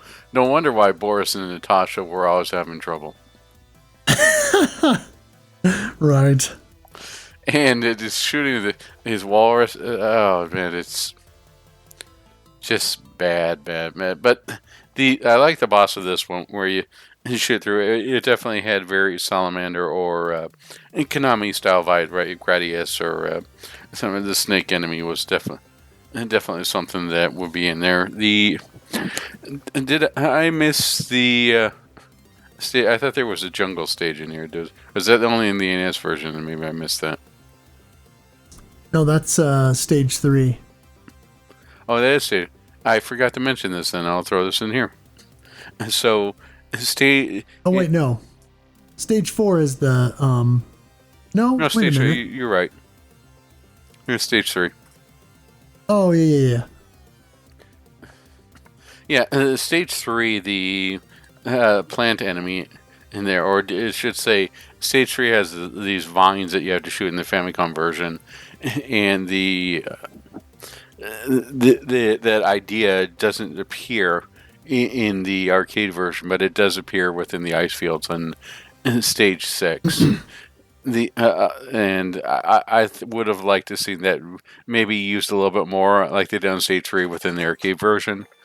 I think that was good enough that they put that in. The other thing that I didn't like about stage 6 on the NES or Famicom was the ice fields. You just have to shoot your way through.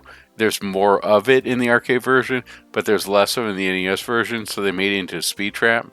I hate the fact that it's a speed trap on the Famicom. Yeah, that was a little bit annoying. It's not too difficult, but it's still kind of annoying. It's one of those things where if you don't know what's coming and you get destroyed, then it's really quickly to enter in Gradius in there because you don't have enough firepower to really make it through. You have to really smash on it. Yeah, that's why I'm thankful I have the 8-bit turbo controllers there. All right. Yes. Let's move on to Stage 7. Stage 7 goes underwater and sees you fighting various sea creatures and aquatic threats. The boss of the stage is the Sea Devil, a giant fish surrounded by smaller fish that shoots fish at you. I'm sorry, icicles. You imagine fish that shoot fish that shoot fish that shoot fish. It sounds like a Parodius then. As you take them out, this Sea Devil begins to attack you itself with large spreads, and it's only vulnerable when its mouth is open.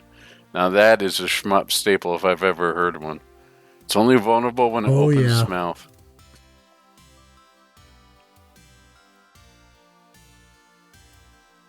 Stage 8 is in a dark cavern, and the game limits your visibility by only allowing you to see a short distance in front of your dragon. The boss fight, thankfully, has a fully lit room with a turnway guard, which is an opening in the cavern that's shaped like a serpent's mouth. You have to shoot the eyes while avoiding the large beams out from the mouth as well as the little hands attack. Yeah, this one was annoying. And it wasn't terrible, but it was definitely annoying. I'm trying to remember, this boss was similar to what you get like in one of the wall bosses within Gradius. Kind of, yeah. Or what's the... I don't think the Glade Lancer boss was that bad for there. Alright, Stage 9 takes place in a large labyrinthine castle area, complete with spears jutting on the walls, narrow corridors filled with enemies, and limited move to move around. As you near the end of the stage, you fight the three-headed Hydra sub-boss, which is the three dragon heads sticking out of holes in the structure and will all fire flames at you. You know, when I fought out against this, I was thinking, this is not too bad, this is sort of neat. And then I was sort of, that meme got stuck in my head over the three dragon heads. One is very serious and menacing, the next one's sort of quizzical looking, and the third one's just derpy. Have you seen that? Yeah. I just started thinking if they ever remade this like it did an HD remake or something, that's probably what they would do. That's funny. You'll face off with the final boss Zawel, who was imprisoned in Alicia, at least in the arcade. Zawel can block your attacks with his staff. Yeah, that was definitely annoying. But anyway, so he's only vulnerable when he raises his staff to one side. He can spawn energy attacks from the antenna in his head, which will follow you around the screen. He can also move all over the screen, so you need to become aware of his position at all times. This is, definitely an annoying boss fight. Now, the interesting thing about the NES version of the game is that the first stage that acts as the prologue culminates with the fight with Zawel, because it's I guess much in the same way that Castlevania Symphony of the Night starts out with your approach to the Dracula fight from the end of Rondo of Blood. This mirrors the last fight from the original arcade game, but the Zawel fight is actually relatively easy, I would say, in the NES version. What is a dragon? A miserable pile of hitboxes.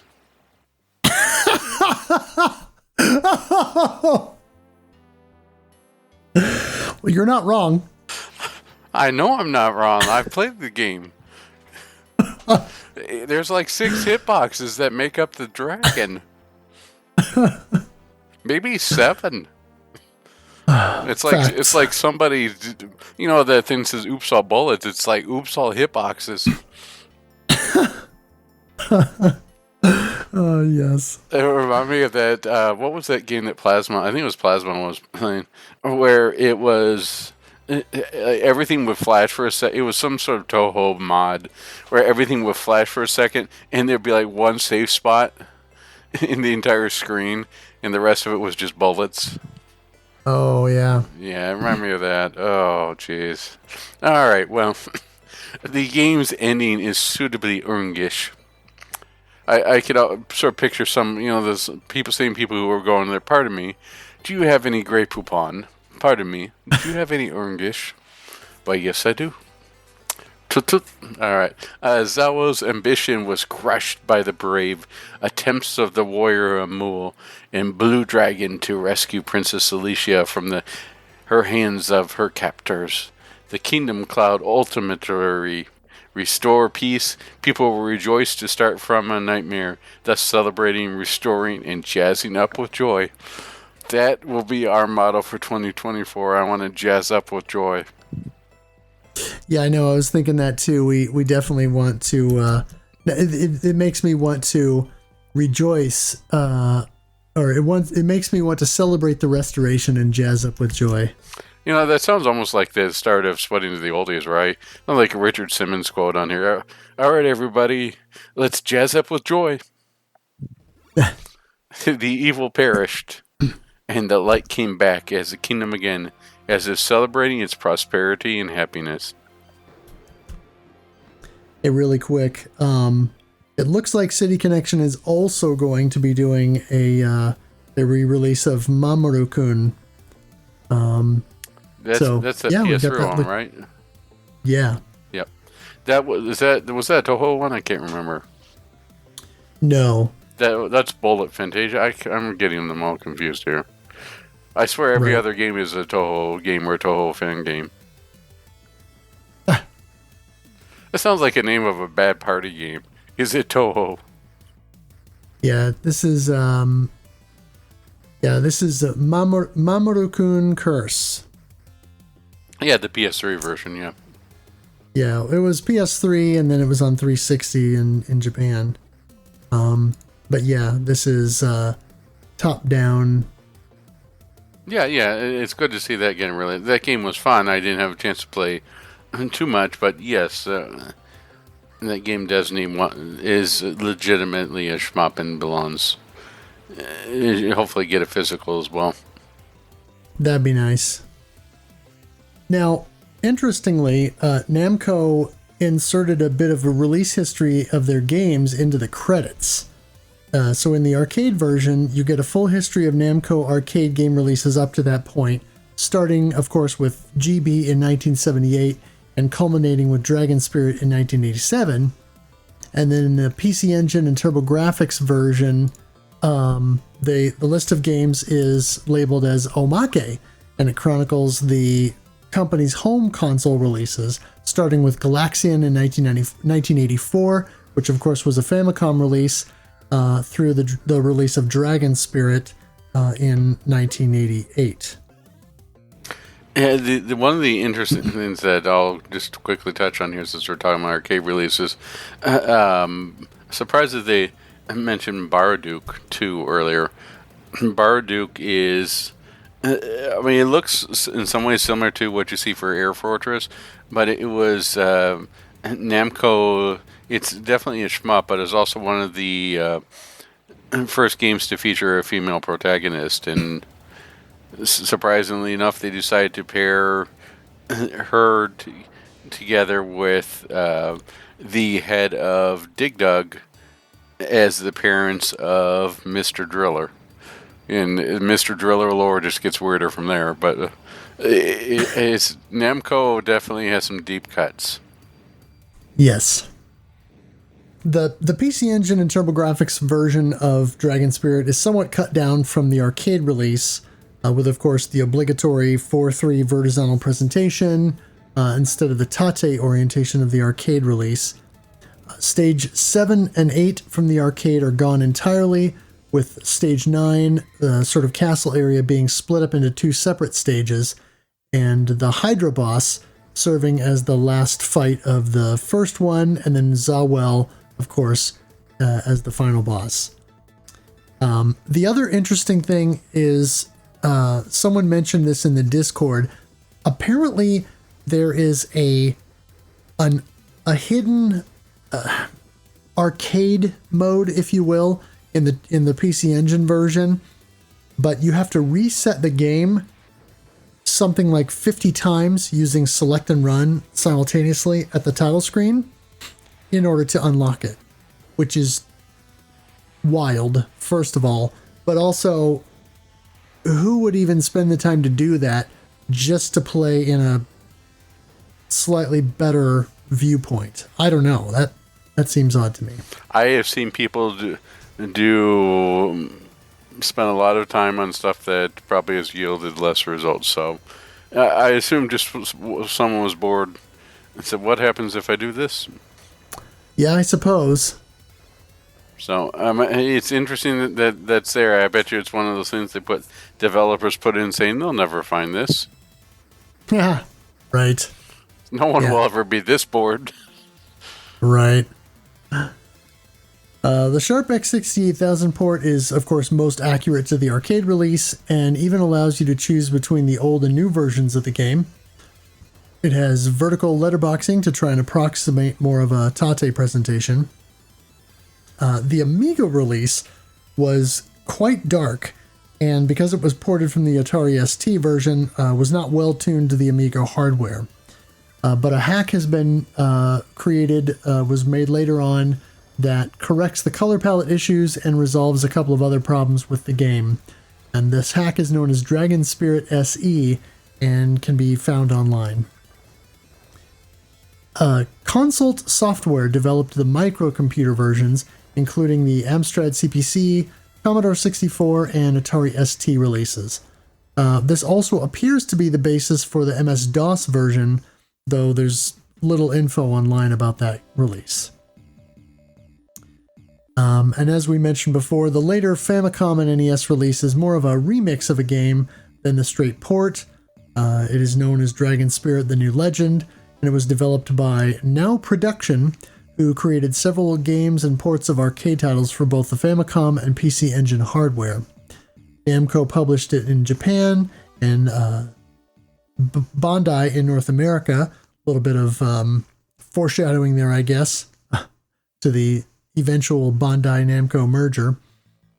And it serves as a pseudo-sequel to Dragon Spirit, though the game takes place across the same stages in what is ostensibly the final area of the arcade Dragon Spirit. The game serves as a pseudo-sequel to Dragon Spirit, though the game takes place across the same basic stages as the arcade version, with slightly reworked bosses. You start the game in what is ostensibly the final area of arcade Dragon Spirit, gathering power-ups, and then facing off with Zawel.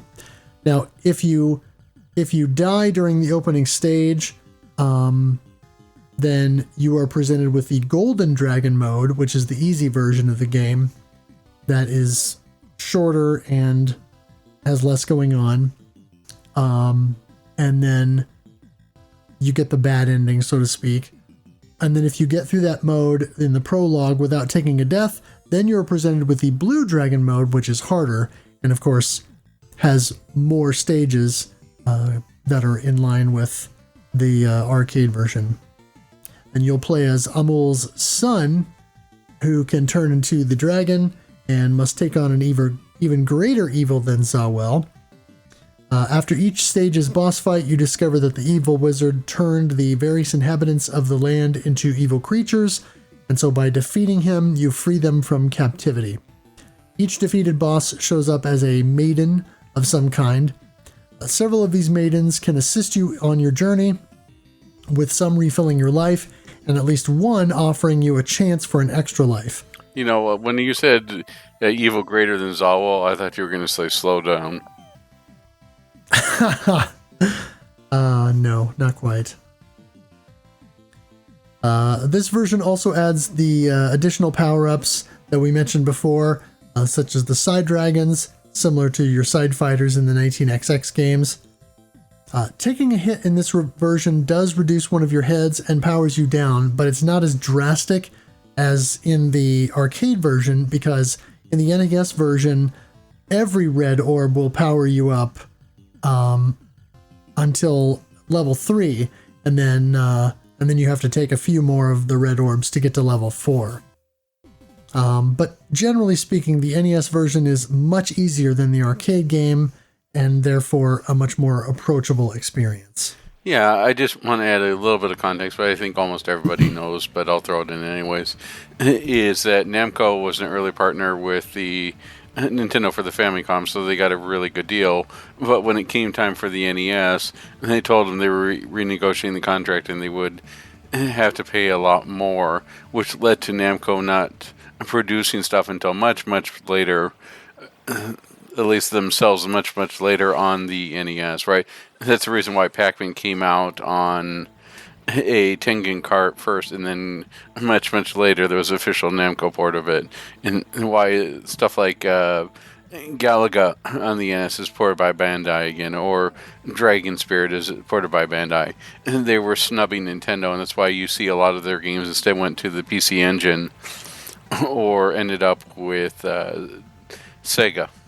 But predominantly it was the PC Engine where they put most of their efforts. I mean, a lot of the arcade releases you saw there with Valkyrie, is it Valkyrie no Boken? I forget what the full title is, but Valkyrie game, the second Valkyrie game is on there, or the arcade version is on there. You have the tennis RPG that was early on for the PC Engine. You have Splatterhouse on there. I mean, almost all. Oh, are you talking about The Legend of Valkyrie? Valkyrie no Densetsu? No, that was the original one, right? The Valkyrie no Densetsu. That was the original, the one that started off. That was on the Famicom. But I'm talking about the arcade release, the sequel.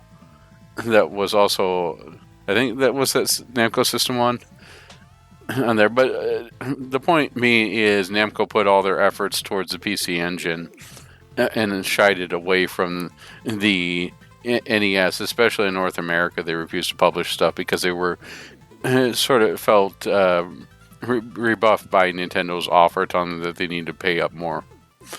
Right. Okay, let's move on to the graphics. The graphics of this game are bright and colorful. It doesn't matter if you're playing on the NES or even the ZX or ZE Spectrum. Its areas are pretty varied. I didn't see anything that really felt like it was. I mean, it feels a little bit rote in this day and age, but at the time, this was pretty standard fare. We were sort of joking with the when we were playing our DOS shooters for December event, and we were playing Major Striker, and it was like, really, we got a requisite Jungle Planet, we got a requisite Ice Planet, we got a requisite Fire Planet, and an Ice Planet. And oh, look, the Ice Planet's called Hoth. So right. So it's not very innovative, but it's definitely there and definitely gets the job done. So the bosses have interesting designs, and they're unique enough that you don't feel like, oh look, the boss from stage 2 is back and now he's blue. So there's none of that, thankfully. They're big enough and they're quite detailed. Even on the NES version, you could for the most part tell what it was. The plant enemy was a little hard to tell at the time. And I think that was my biggest complaint with the Famicom version, is it sometimes made it harder to tell what you should be bombing versus shooting. That's easier to tell than the arcade version, or even the TurboGrafx 16. But by and large, it's done pretty well. Generally speaking, enemy projectiles and threats are pretty easy to make out. Though some of the areas, like the Firebirds, there can sort of blend in with the scenery, or some of the rocky desert areas, and some of the sandworms could blend in with the scenery. Yeah. Any other thoughts on the graphics? No, I mean, I think this game looks pretty good for 1987 in the arcade, and certainly the NES version looks relatively good. I would say for shooters around this time on the NES, it actually looks pretty good, because if you're comparing it to stuff that's, I would say, reasonably contemporary, such as Legendary Wings or that kind of a thing, it looks pretty good. It's not gonna it's not going to stand up against something like Abadox, for example. But yeah, I think it looks good. Yeah, I had a couple areas, as we mentioned earlier, where things sort of melded in, but by and large, it works pretty well, and especially like the graphical trick that they played with the cave stage, where it was moving back and forth. All right. Yeah, that was nice. Moving on to sound. Sound effects feel a little bit muted, but they're not obtrusive. I didn't have any like screeching effects that made me like, oh shoot, it's this enemy again. I'm gonna have to mute it for a second. Everything played out pretty well. Voice samples such as dragon screeches and similar effects can be a little bit jarring by comparison with loud, scratchy audio on high pitches. Yeah, but if I survive Steel Vampire, I could survive this. Yeah, that's true. The soundtrack by Shinji Hosei is quite an achievement for his first outing as a composer, and the music is pretty catchy and fitting. It's another one of those where things works well with the flow. I just wouldn't listen to it outside the game. I would, and in fact, I've had on my eBay watch list forever the Namco Sound something or other Volume 4, which is the one that has actually that's Dragon Saber, but yeah, I mean, I would totally listen to this. In fact, the boss music I think is really good, and that kind of segues nicely into the scoring, so I can kind of talk about that, because there's not a lot going on in the scoring. I mean, other than your standard shooting down enemies and stuff like that, and then the point items specifically, because your regular orbs don't offer any score. So when you get your blue orbs for the heads or the red orbs for your power levels, you don't get any score from those items, and so the only scoring items are those diamonds or those gold orbs. Now, I didn't get far enough in the arcade version to confirm, but in the TurboGrafx version, the spider boss, the little webs that it spits out, and the little spider pods, you can milk those. And in the TurboGrafx version, it is an infinite milk. And so I did that on stream, and I counter-stopped the game.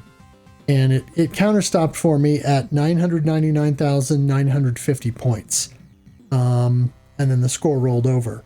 So I have a photo that I took that is in the Discord showing the high score as 999,950 points, and then an additional 58 or 59,000 points or something like that beyond that shows, you know, the two scores, basically the score of when I rolled over, and then the additional score that I achieved in stage 6 after that.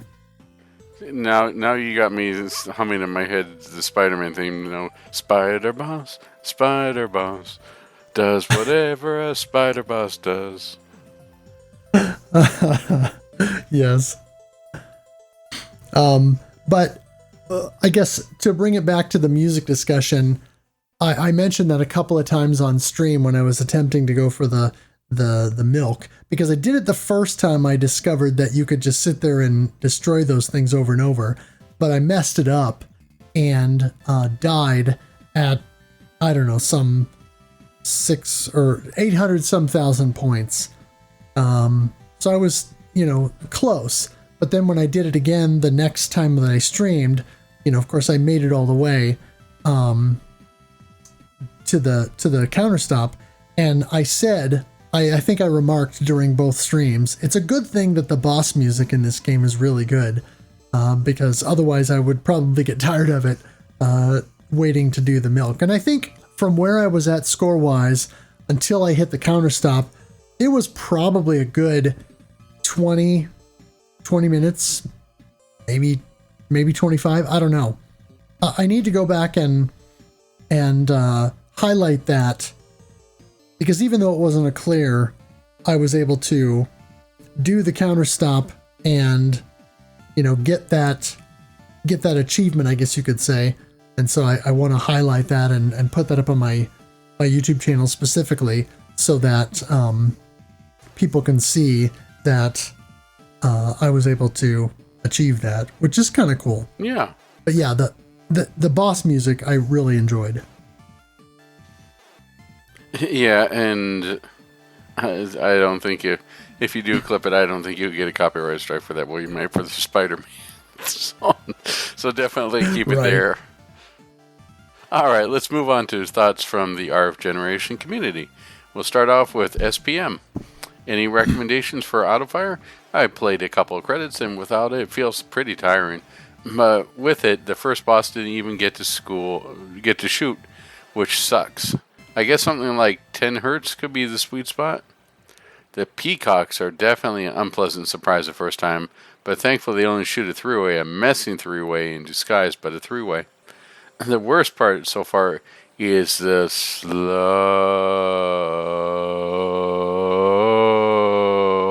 down in that stage. I think I'm going to be playing this game with an overclocked CPU, playing on MAME that is. I don't think I'll buy any more vertical games on Arcade Archives.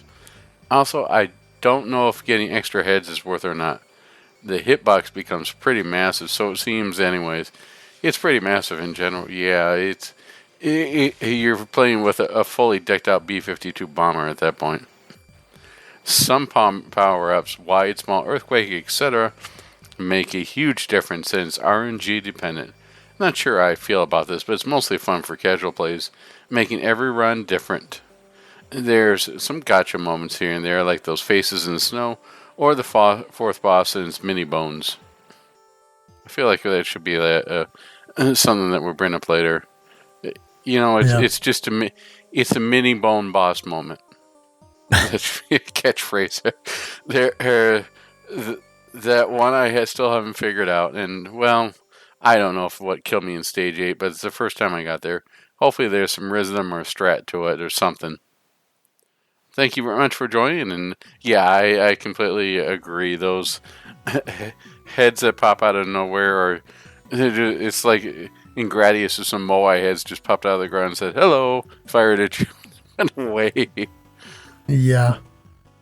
I don't know, maybe they'd say, "Cheerio." I don't know. What do Moai heads say? Great, now we've got a question of the month. That'll be next month. If Moai heads could talk, what would they say? Yeah. Pony Trigon said, if there's one thing I can definitely say I absolutely hate about Dragon Spirit, it's how jank your hitbox is. 1 minute a bullet clips through you and nothing happens. 1 minute it clips past your wing and nothing happens. And then 5 seconds later you get hit in the tail by a Venus flytrap that fired right when it got off screen. Yes. And then later on, my best advice for Area 3, 2 heads, white dragon. Problem is, Dragon Spirit's power-ups are a bit random. I call the green dragon Trogdor because, well, it burninates. It burninates the dang vines in Area 3, and it burninates bosses. Yeah, it rips through bosses. And then again later, 3 heads is where the game tests your dodging skills and your confidence. Overconfidence with 3 heads leads to some serious crash and burn moments. And then Pony Trigon offered some extensive final thoughts. Alright, so on account of me being able to achieve 2 goals this month, which is to get past Area 4 and then set a new high score on the cabinet, and also almost won CCing the NES port, got to Area 7 and the boss knocked me out, here's my final thoughts. I'll mainly be focusing on the arcade version since I played that one the most, but I'll mention the experience with the ports briefly. TurboGrafx 16 port, very solid port, with an additional life point to make things a little easier, but due to my muscle memory with the arcade version, it does screw with me a little. Plus, some enemy placements are a little unforgiving. For example, the army of dinos in Area 2 right before the boss. Yes. Very much agreed. And New Legend. A solid port with a unique method of selecting a difficulty, more power-ups, and a very impressive ways of translating the stages into the NES. I particularly like how they did Area 5. On to the main event. I started playing Dragon Spirit seriously way back when I started working at Amazon, when I learned there was an arcade machine in the break room. Ever since, it's been on my bucket list to beat it at least once. I have never achieved this goal, but I got close. This game is brutal. A lot of the stuff we take for granted with most shmups does not exist here. Let me start with my positives first. The story? Short, sweet, and to the point. Fair Maiden gets kidnapped. Prince Amul turns into a dragon and goes to save her. Probably the most awesome way to go save a princess. The visuals? Striking. Every boss has a unique design that's very memorable, even if you don't know the actual names. You got the sea monster, the giant plant, the bone dragon, all that cool stuff. Taking those fantasy elements and making it into a shmup sounds like a risky endeavor, but Namco really pulled it off, especially with the environments and almost all of the levels having a gimmick of some kind, such as the volcanoes in Area 2, the walls in Area 5, being underwater in Area 7, all that jazz. The power-ups? Vary risk-reward, especially with your heads. Your heads extending your hitbox forces you to learn to be more careful with your movements, especially when the game tends to get very bullet hellish, mainly in Area 3 onwards. Also, the music. I love this game's music, and I have it in my exercise playlist because it has a lot of really good beats that work for keeping a good pace. And now, the negatives. This is probably one of the most brutal shmups I've ever played that I consider in classic shmup territory. Very close in brutality to, say, a Toll Plan shmup. Only you're a dragon with a massive hitbox. Movement is very finicky, especially when you're playing the old version, when the game feels a lot more like Raiden, but again, with a massive hitbox. You move so slow, and certain levels are pretty unfair with a movement speed that's almost on par with a turtle. This game is very janky with hurtboxes, especially with environmental hazards. The vines in Area 3 being a really good example, as there are some points where, for a split second, a vine will spawn out of nowhere, and somehow it still counts as active, so it'll hurt you. This was noticeable on my cabinet playthrough, because that one runs slower than the Arcade Archives port. There are times where I've successfully dodged a bullet, and then I get hit anyways trying to do the same thing, as if the game is saying, fool me once, shame on me, fool me twice, get unburninated and lose a head or a life. And then there's Area 4. Holy heck, does Area 4 feel like a wall. That stage is where it feels like the gloves are coming off and the game's ready to beat your wallet into submission. Tornadoes, those dang spiny things that fire the 3-shot, the antlions, the flying enemies, all of that insanity in the first half alone. After facing that gauntlet, the game gets a little smoother up until, say, Area 8 or 9. Area 8 is also another bone I have to pick with this game. A shmup stage being set in darkness is an interesting idea, but Dragon Spirit doesn't really pull it off too well, if I'm being honest. A lot of the enemies are practically invisible, even with the light power-up that lasts like 30 seconds before poofing. All told, and long rants aside, I have a love-hate relationship with this game. Mostly love because this is one of Namco's finest shmups, even if it is relatively janky in a lot of places. I give this game 7 burninated peasants out of 10. Oh, and the Amul comes in the night. Yeah, thank you for the extensive thoughts. Indeed. I also have to agree that turning into a dragon is probably the most metal way of saving the princess. I mean, look at Super Mario Brothers. Mario's first thought about saving the princess, he didn't say, I'm going to turn into a dragon. His first thoughts were, drugs are the answer. Yes. So I definitely agree it's the most metal. And I thought about it really quick, and I do think I know what an Easter Island or a Moai head would say. He'd probably say, me no dum-dum, you dum-dum, you bring me gum-gum. Wow. For those of you who are wondering where that came from, that is the line that was sent to Ben Stiller's character in The First Night at the Museum. when everything comes to life, and the Moai head is sitting there asking for bubble gum to chew. Oh, yes. So let's move on. Thank you very much for those extensive thoughts. But let's move on to Hyper Dread. I forgot the other enemies that shoot projectiles after they die. I only remember the condors and the peacocks. Don't forget the flying squirrels either, those evil flying squirrels. Yes. A later post, speaking directly to the question of what everyone's wall in the game is, the latter half of Stage 3 with the vines, either them or the peacocks at the end. What I like to do is hang close to their base and make them creep in a circle until they can't creep anymore. It's the last vine cluster that makes it difficult because of fly traps that shoot at you. Also, they can be destroyed, but I've only been able to do it once. Later on, offering a strategy for Stage 3. For the vines, I like to make them coil around themselves by flying in a small circle below them.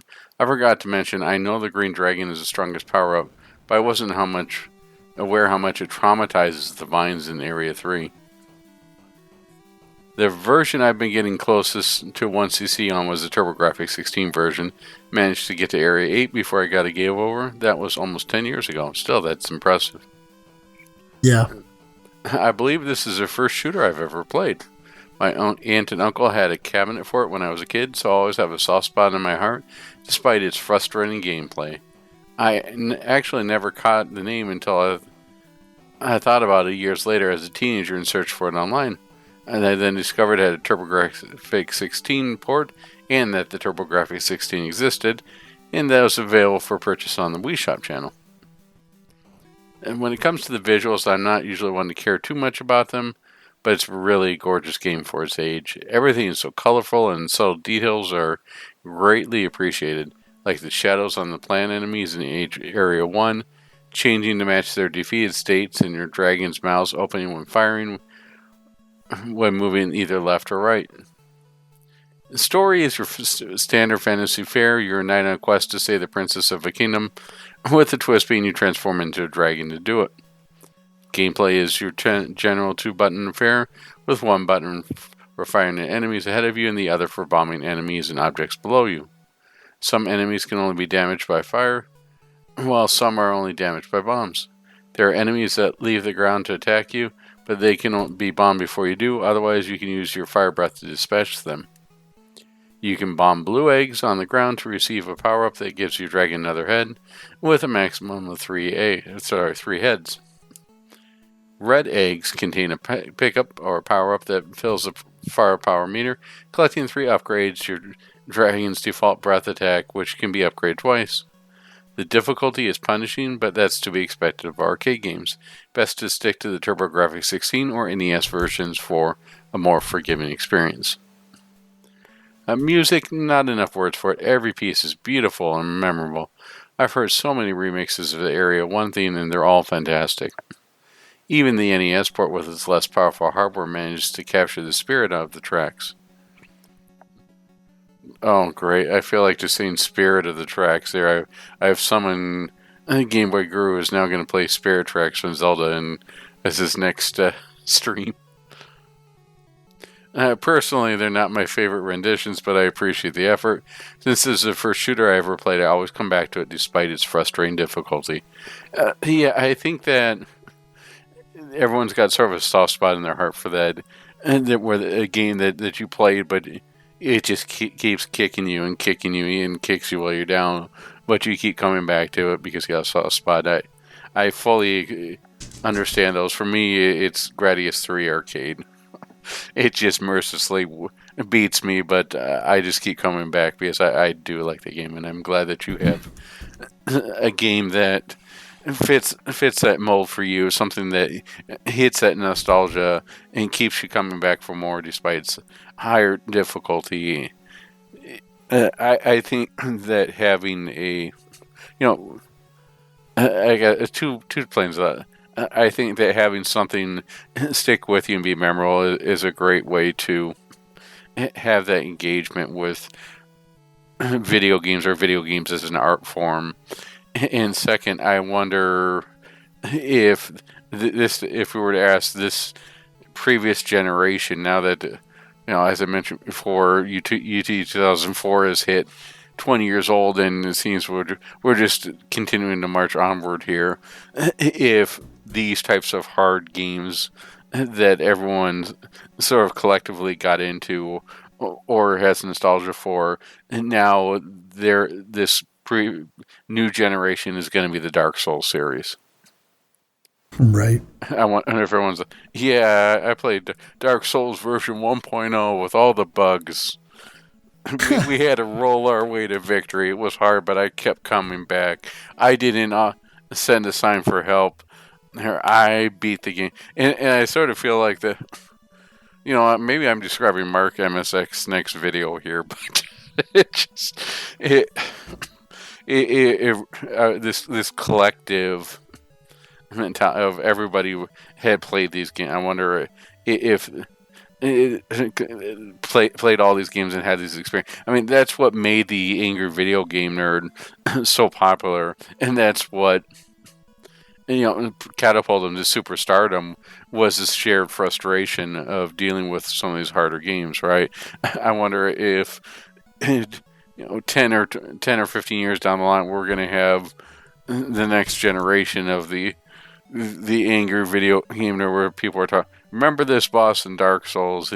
Such a pain in the butt. I wonder where this is coming from. But I think these types of games where it's frustratingly good really help us identify with video games and video games as an art form, and help create those memories and those attachments. Yeah. Game Engineer 112 said, some more general tips for anyone new to this game. Stick with 2 heads. Your hitbox becomes absolutely scuffed once you get your 3rd head, so having only 2 will give you a good balance between offense and evasion. Any items you collected towards increasing your firepower carry over between lives. Use this to your advantage. Some situations may be inescapable, but this will help tremendously. We don't talk about the old version. Seriously, just don't. Or do. I'm not your dad. Or am I? And then another one. Don't let some boss's simplicity fool you. You'll see what I mean when you see Death Guardian, Area 4's boss. It's one of the worst. Yeah, I definitely agree on the 2 heads thing. I started the month with thinking I would go 3 heads and just try and make it work, but it really is, at least in the arcade and TurboGrafx versions, advantageous to go with the maximum of 2. Now, the NES version, I would say go with 3, because it's less zoomed in and your hitbox doesn't feel quite as massive in that version. And so I think it's probably safer to do so. Is this where we insert the Drake meme of where the first one is 3 heads and he's saying no, and then it says 2 heads and he gives that yes? Do we do that, or do we do a double mint gum sort of play there? Double your pleasure, double your firepower with double mint heads. Which way do we go? I like here? the Drake meme. That's good. Meme? Okay, we'll have to make that work. Yeah. Game Engineer also says, the vines are not that bad. I like to just loop around back to an early point in their formation and cut them off there, then take advantage of the few seconds of cooldown that inflicts on them. Also, the peacocks at the end, just before Glitterius, the boss, are also relatively easy to avoid from my experience. Just hang to one side and let the feathers pass you by an opening. And then in the final thoughts here, I'm fairly certain this game was what introduced me to the idea of a fantasy shmup, and I'm glad it did, because this is some stunning stuff. Visuals, surprisingly impressive for its time, even if Namco had made more intensive games before this one. It's clear that a lot of work was put into making most everything, from enemies to environments, really stand out from each other. I think one of my favorite areas might be the jungle for how it looks alone. For the story, come now, I know that's not what you're here for. In regard to general gameplay, I mean, it's basically Xevious Ludicrous Fire Rate Edition. Aside from that, you also have tons of different items to experiment with, from a wide shot to totally not a Gradius style laser. Plenty of experimentation to be had here. For the music, more fantasy games need synth rock soundtrack. Enough said. In seriousness, composer Shinji Hosoe really knocked it out of the park with this one's OST. So yeah, even for someone who's not quite able to clear this game, I'm sure one will find a solid experience here. Well said. Yeah, just because you don't get a 1cc doesn't mean that you can't have fun. Exactly. Drake Tungsten says, I'm playing the hacked ZX Spectrum version that allows you to go to level 8 or whatever level was broken. Not that I'll get that far. I got 12,770 on the TurboGrafx 16. Wikipedia says it came out on the arcade, Amiga, Amstrad CPC, Atari ST, Commodore 64, TurboGrafx 16, Sharp X68000, and ZX Spectrum. I think you have all of those, but the arcade version I missed her. Yeah, the arcade version I missed her is definitely got some issues, and definitely a bold choice for going with the ZX Spectrum. I mean, we are in spring, right?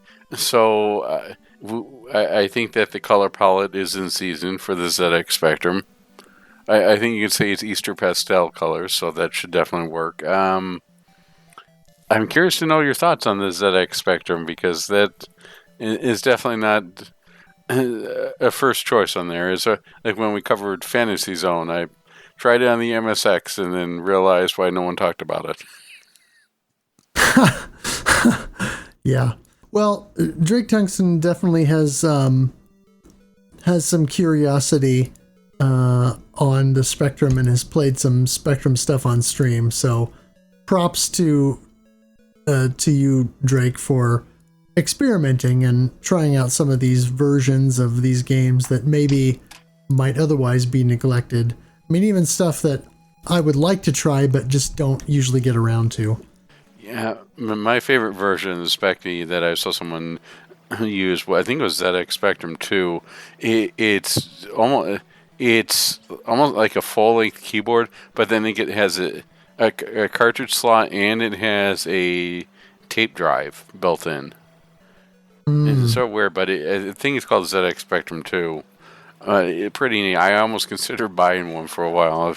As much as I deride the Specky, I do think it's an interesting curio. Yeah, for sure.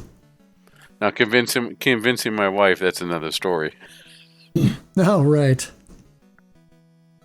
Schlarp chimed in and said, I can just make it to Area 2, but the volcanoes always get me.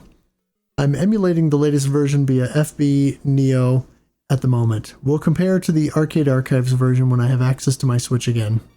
Oh, I hope the Switch is alright. Regarding that, I'm confused. Is the Arcade Archive version running significantly faster than the original? I found a setting about game speed in the preferences, but changing that makes no difference at first glance.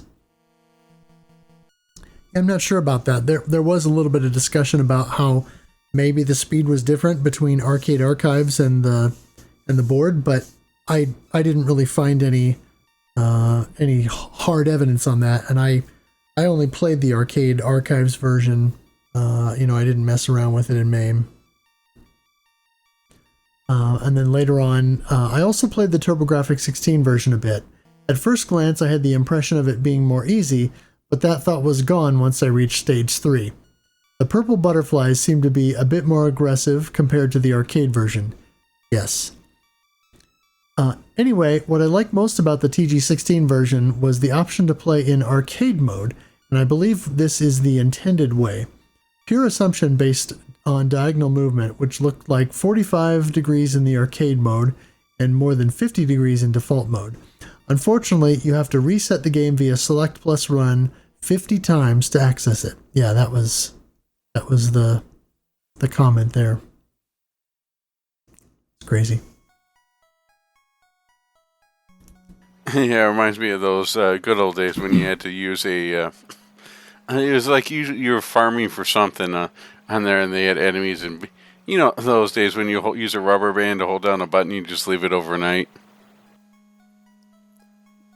Oh, yes. Yeah, I think in one of the Ian Groove video game episodes, like the first Terminator episode, he leaves it on to get extra lives, and then he'll just come back and have like 99 lives, but then he hits the counter and it's like 8. So yeah, good times. Orc Commander says had a good run until stage 8, and then hobbled midway through into the last stage. Honestly, getting small plus wide helps so much with stages. If all you can get the RNG you want, but I really need to study the last stage now to clear it, in my opinion.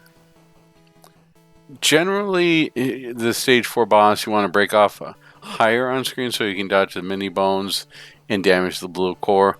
It's kind of a jank boss though. Holding down auto when he's in Skull Dragon can hurt your dragon for some reason. Finally got the clear. It wasn't too easy with the power-up variants in my opinion, but hopefully the run above helps a bit, since some of the environmental areas and hazards and stage gimmicks can trip you up if you don't have a route. I really thought that Namco had a pretty big leg up on their sprite stuff throughout the 80s, and it does show here. Lots of graphical variety in enemy types, memorable bosses. Each stage is pretty colorful and doesn't suffer from the overly grayish-brown tones like a lot of other shmups from this period. For Shinji Hose's music, for soundtrack, which he begged his manager at Namco to move him from graphical design to sound, this is 10 out of 10. Area 2 and 6 music are the highlights. As far as gameplay goes, it's a bit of a mixed bag, basically Xevious 2.0. You get a decent variety of power-ups from the dragon that usually enhances his shot or hitbox, since the power-up drops are RNG or random. For most cases, outside of no wide on stage 1, it can be a bit of a pain to get an optimal setup until mid-late game. Since the RNG extends to score items, this can get pretty annoying with milking the last checkpoint and how many gold orbs to decide on drop. The dragon's hitbox is pretty big, and getting multiple heads increases it, so you have to focus on keeping 2 heads at max while ideally keeping your main shot at level 2. This is an even bigger problem in the old version because your dragon's hitbox is bigger and his speed is reduced by this as the same in Xevious, which isn't great when things get busy in late game. As mentioned, some environmental hazard, the vines in stage 3, canyon walls in stage 5, and the icicles in stage 6, spike balls in stage 8, and the walls in stage 9 have huge hurt boxes, which is very easy to get clipped on without a good route. And sometimes enemies can warp positions on screen and hit you like the purple manas or the purple flame dragons in stage 7. Not to mention the auto-fire damage bug on the 2nd and 7th bosses. This game is pretty difficult for both versions without auto-fire. On new version, having auto-fire helps a lot since your main shot has a high shot limit of 16 bullets at a time and is very useful for recovering from a hit or death. Most bosses are complete pushovers at 10 Hz or higher auto-fire rate, though some of them are like the 4th, 6th, 7th, and 8th last stage bosses require some strategy to beat. Like others mentioned, the game isn't too hard until Area 4, especially with the second half snipes and the boss trick. Area 5 is somewhat difficult due to the bats that can ram into you on the cannon walls, but with an easy boss. Area 6 is a bit easier, but still has the tricky icicle walls and stone face enemies that pop up in front of you. Stage 7 isn't too bad outside of a couple enemy spawns and being able to outmaneuver the boss, and Stage 8 is probably the toughest in the game due to the light gimmick, which feels pretty half-baked. He wrote something else here, but I had to family-friendly it, sorry.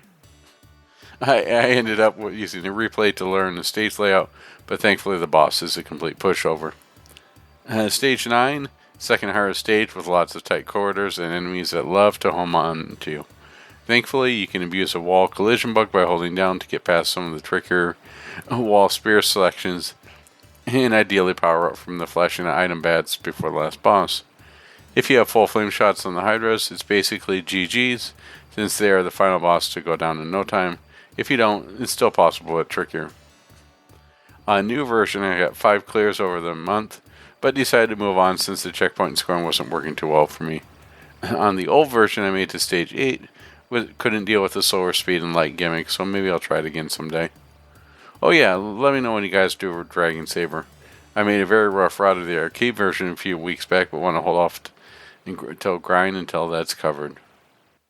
Definitely a lot of good strats in here and advice. Thank you very much, and GG on the glare. Yeah, very much so. Delta Mudkip said, I haven't gotten very far into this game, only like halfway into Area 2 on Archives, but I love the soundtrack. And then also, fun fact, from everything I read, this was Shinji Hosoe's first soundtrack, and I gotta say, I'm quite a fan, both of the game and the soundtrack, that is. Corkman77 said the PC Engine adapter came just in time. Time for some portable Dragon Spirit. I get the sense the PC Engine version is just a little easier from watching Guru stream. I'll have to compare by playing both. Had a decent run deep into Stage 3. We'll definitely need to learn how to deal with the bees and the vines better. The arcade version is meaner from the little I played. The TurboGrafx 16 version is a little more manageable. I got to the middle of Stage 4 today. I'll see if I can roll over the score like you did by the end of the month. I never really played this game until this month. I don't know what I was expecting either. I know Xevious, but not many other scrolling Namco games, unless you count those certain levels in Galaga 88. I played the PC Engine version mostly, and I played on my Analog Pocket at first, just after getting my adapter set for HuCards. And that might have been a mistake to play this on such a small screen. I kept getting hit on the tips of your wings, which was a little difficult to see. Moved over to play on a proper screen, not the TV, but it still helped. Still, the hitbox for this game is really wide. It feels like driving a 1973 Lincoln Continental down a narrow street in Rome. Sounds like another good game idea. This game also feels a little slow to me. I wish your dragon moved a little faster. It would have added to the fun factor. You also had to plan out specific routes a lot of the time like an IRAM game. Oh, don't I know. Still, there's little room for improvisation, which I do appreciate. Overall, I'll play this again. The dragon and animal theme is fun, and the bombing of enemies on the ground layer is interesting. I'm happy to have some games that have this mechanic, but I'm also glad some don't. I'm also glad a lot don't. Also forgot my best score for this month on PC Engine version mid stage 4. And that's one of the things that I definitely run into. You've got the portability factor, so you start playing that, and then you realize it doesn't work out. It's like I started out playing Espelud 2 on the Switch Lite, and I need one of those Game Boy magnifiers. So I think that's what we'll suggest for a Game Boy Pocket, or maybe we can make it out for our limited demand games product line here. A magnifier for the Analog Pocket. Ah, there you go.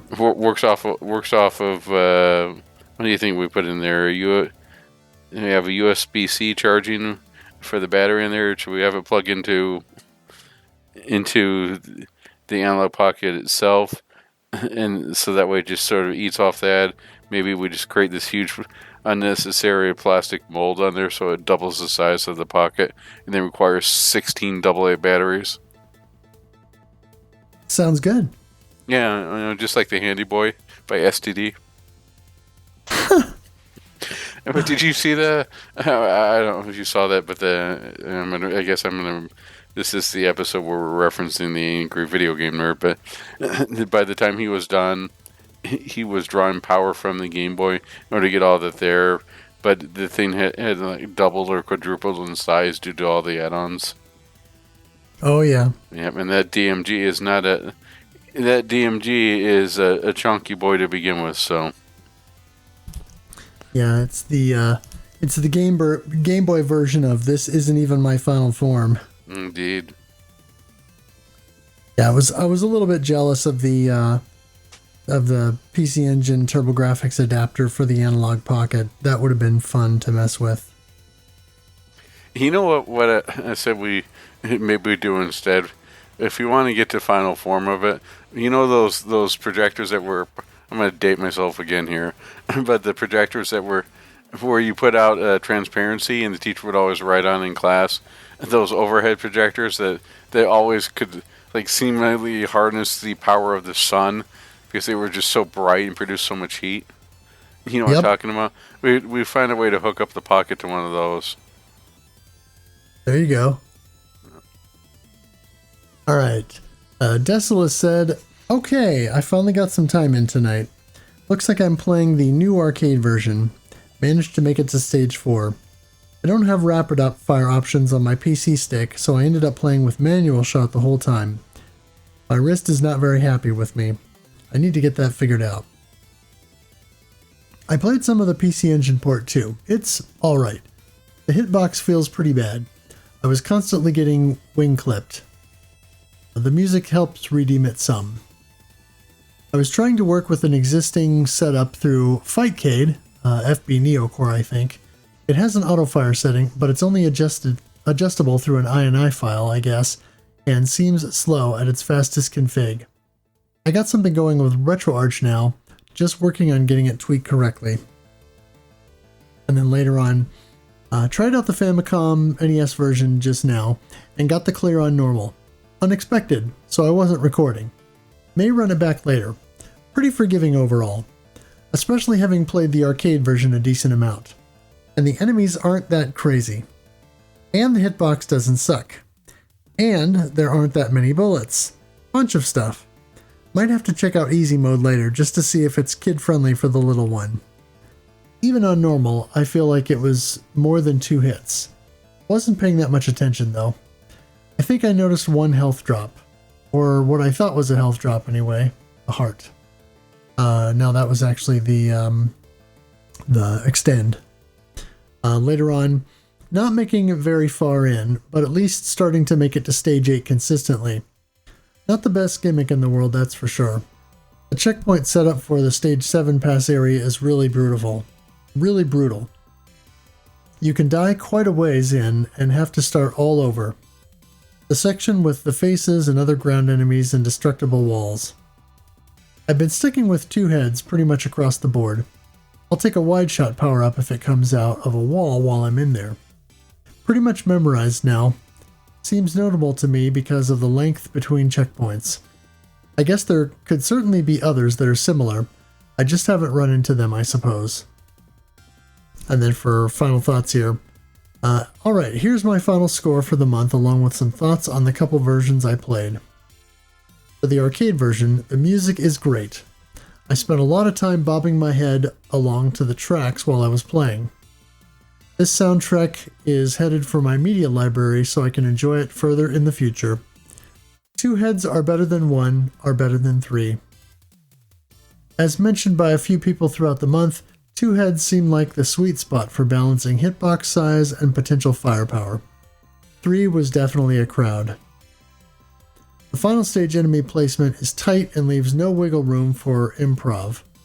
With the exception of stage 8's darkness gimmick, all the other stages felt pretty flexible in terms of managing screen space. The final stage had some tight corridors and enemy placement that really meant you needed to know what was coming so you could set up ahead of time. It's certainly learnable as I managed to cobble together a route in a save state practice that I can hopefully incorporate into a 1cc in the future. Bosses are rendered fairly trivial by Turbo Fire. Turbo trivializes a lot of the difficulty of this game's enemies and bosses. Playing without Turbo would be the real challenge, but no thanks to the ensuing carpal tunnel. Overall, the checkpoints feel well placed. The exception being the pass in stage 6. You have to make it all the way through in one go, otherwise you're back to the start of it again, and it is rather long. In conclusion, I like the overall feel of this one. Fantasy theming was cohesive enough, and the music is very catchy. By the end of the month, my runs were making it to the final stage, so I may continue to poke at this one until I get the 1cc. The NES version is not too hard. I think this might be more stark in contrast for me coming off the back of the arcade version, but this version was a relaxing time by comparison. A 1cc came on the first attempt. The omission of a dark stage in this version eases things up even further. There are lots of power-ups, and they were more liberal in this version. this made recovery pretty easy. Maybe this has to do more with sprite limitations of the hardware than anything, but enemy bullets felt a bit more sparse. And the hitbox is narrower. It'd be interesting to see the hit and hurt boxes mapped out visually, but this version seemed to have more leeway on the player collision end. And I'm not the biggest fan of the whole speed tunnel thing, but it was an interesting variation from the arcade version. In conclusion, overall on its own, it was decent for a playthrough. That stacked up against the arcade version, it was a little on the boring side. I played the PC Engine and TG16 version as well, but only a little, so I didn't form much of an opinion on it. A task for another day. The hitbox in this one felt enormous. Yeah, everyone's mentioning the B-52 size hitbox, and there's no getting around that one. Nope. Alright, let's move on to our resident Dark Souls expert, Duke Togo. Had to build myself a monitor cable for my C64, so I decided to test it with Dragon Spirit. The cramped screen space makes it tough, and the bullets don't stand out very well. High score of 33,600 so far. The features all seem here just tough. Both shots auto-fire when you hold the button. Played all the way through with cheats, all 8 stages here. I'd stay for the limits of the system. It crams pretty decent port for an arcade game. The cramped screen space really works against it, though. Yeah, that was one of the two things I saw as highlight for this version was the cramped screen space, and that it was the color palette was a little bit hard to see. It was dark, and the shots seemed to blend in. But they said other than that, it was pretty good port from the Atari ST port. I think again thinking outside of the console or outside of the arcade is something pretty interesting. I always appreciate to see stuff that isn't your standard NES, Famicom, or arcade fare. To see stuff on the ZX or on the MSX or on the C64. Yep. Our last set of thoughts comes from Tetraphobia. Right, chaps. My Famicom arrived today and my cart's coming on Monday, so I'm in for the rest of the month. Anyone have good advice to start me off? And then later on said, realized my mistake. The NES version I have looks like a kind of remix, kind of sequel thing, but does have most of the same levels, apparently. Am I okay to play along anyway? Yes. I'll declare myself as an NES version player when I submit scores, and I'll only submit scores with the Blue Dragon version, which is apparently fairly close to the original. Really enjoying this game. The animation where you get the extra head is so satisfying. And then later on, well, was quite happy with my stage 5 score until I see Game Boy Guru's post. I think I'm getting the hang of it now. Not hoovering up every power-up in sight is a difficult habit to get into. Yes, indeed it is. A bit of a breakthrough today on the Famicom version. Managed to get further into stage 6 and discovered the bit where it speeds up. Absolutely horrendous. Added a decent chunk onto my score, so I'll take that. Not sure if I'll better it this month. By the way, the power-ups are completely random, right? Thinking mainly about the score boosting ones. Yes. And then for final thoughts, really enjoyed playing this month. It gave me the impetus to finally pick up a Famicom and also play my first ever shmup with dragons. Really enjoyed the opening cutscene with the guy transforming into a dragon and thought the variety of power-ups was cool. My only regret was not buying a turbo controller, which would have helped push my score up a bit. Overall, I'd give it 3 dragon heads out of 3. Really enjoyed the opportunity to play through a shmup with you all for a few weeks again. Very nice. Yeah, I'm glad to see that I wasn't the only one putting any time into the NES version. Yeah, and I think that That's certainly a good excuse to buy a Famicom, and if you need to buy a turbo controller, why not buy another Famicom to go with it?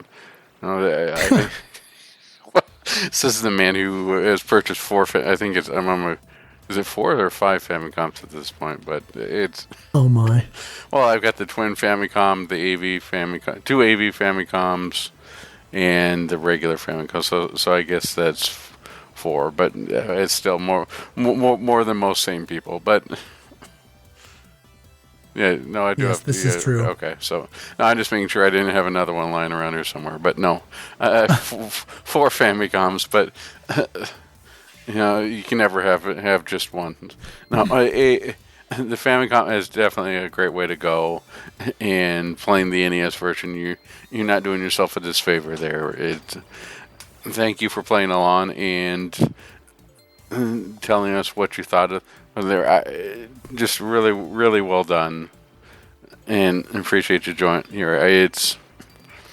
I think the best way I could say it is there is no wrong way to play, unless maybe you're playing Dragon Spirit on the R Zone, and in that case, we really got to wonder what's wrong with you.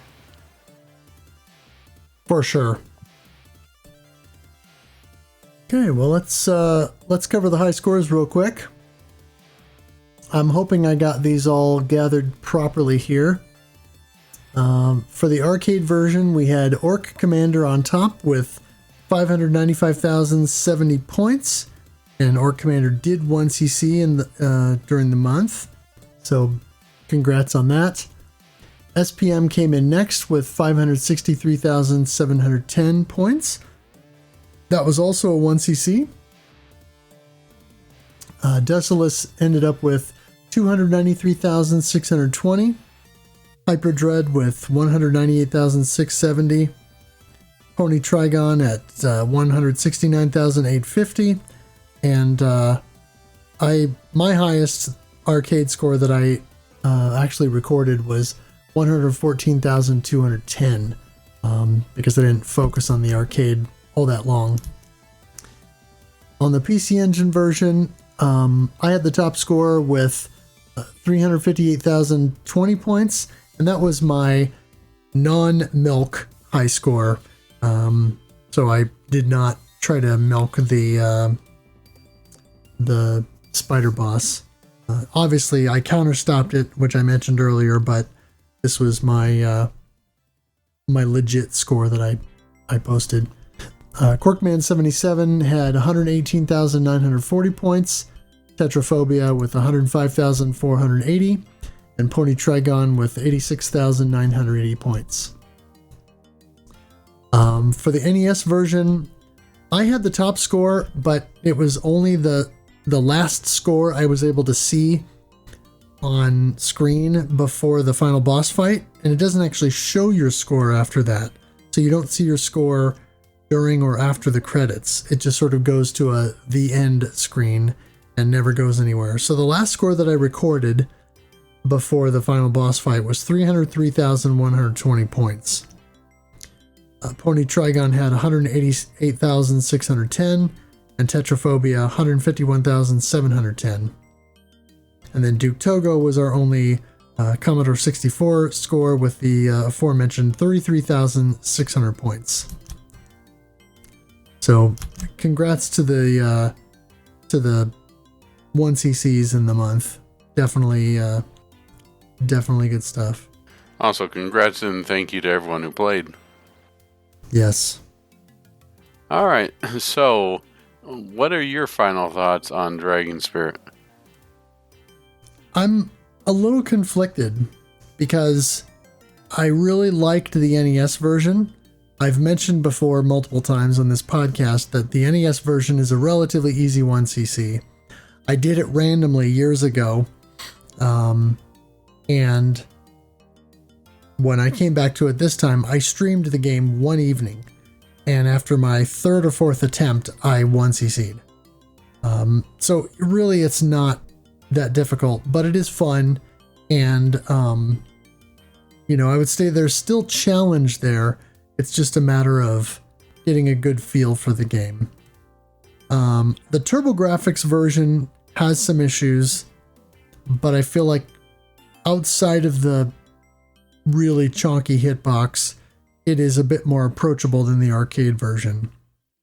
The arcade game is excessively difficult, and I think the fact that the power-ups are complete RNG, other than what's on the ground, makes the game very, very difficult. The one thing that was mentioned before is that because your power-ups, you get the red orbs in groups of 3.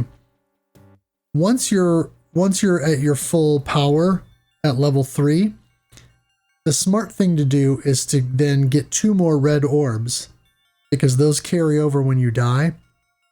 That way, you're not just left with a pea shooter, and the first opportunity you have to get another red orb, you can at least get to level 2, which rips through stuff a lot faster than the default fire, particularly if you're using turbo or auto fire. The soundtrack is great. The atmosphere and varying locations and enemy types are great, but there are definitely some bits in the game, such as the fact that the Venus flytraps, for example, can still throw bullets at you as they are leaving the screen, or the fact that the vines that we mentioned can continue to creep up the screen after you pass the deal that spawns them. And it seems random to me as to how far they'll go up the screen while you're going on, flying on by. So it makes it very difficult to sort of plan that space or do anything. There were a couple of strats that were mentioned that I may have to try just to see if there's any way that I can manipulate them more. But ultimately, the randomness in the power-ups and the overall difficulty in the game probably make this one that I will only ever come back to casually. I don't know that I would have the patience or the desire to go in and do a 1cc. But I think for its time, it's a good game that maybe just isn't something that I would want to dedicate a lot of time to, but I'm glad that we explored it during the course of the month. Makes sense and well said. Yeah, I like you. I don't think I will be returning to the arcade version unless I want to pop a couple quarters in or a couple playthroughs in. It's nothing that I would be serious about. The music definitely is very, very good, but for me, it just doesn't hit the same way. For me, Thunder Force 4 is my hot jams, and it's hard to compete with that, which I admit is setting the bar extremely high. I do like the soundtrack, and I do like the game in general. I prefer either the TurboGrafx or the NES port. Maybe even the NES port more, because it expands upon what's available on there. It doesn't do a one-to-one copy of the arcade version.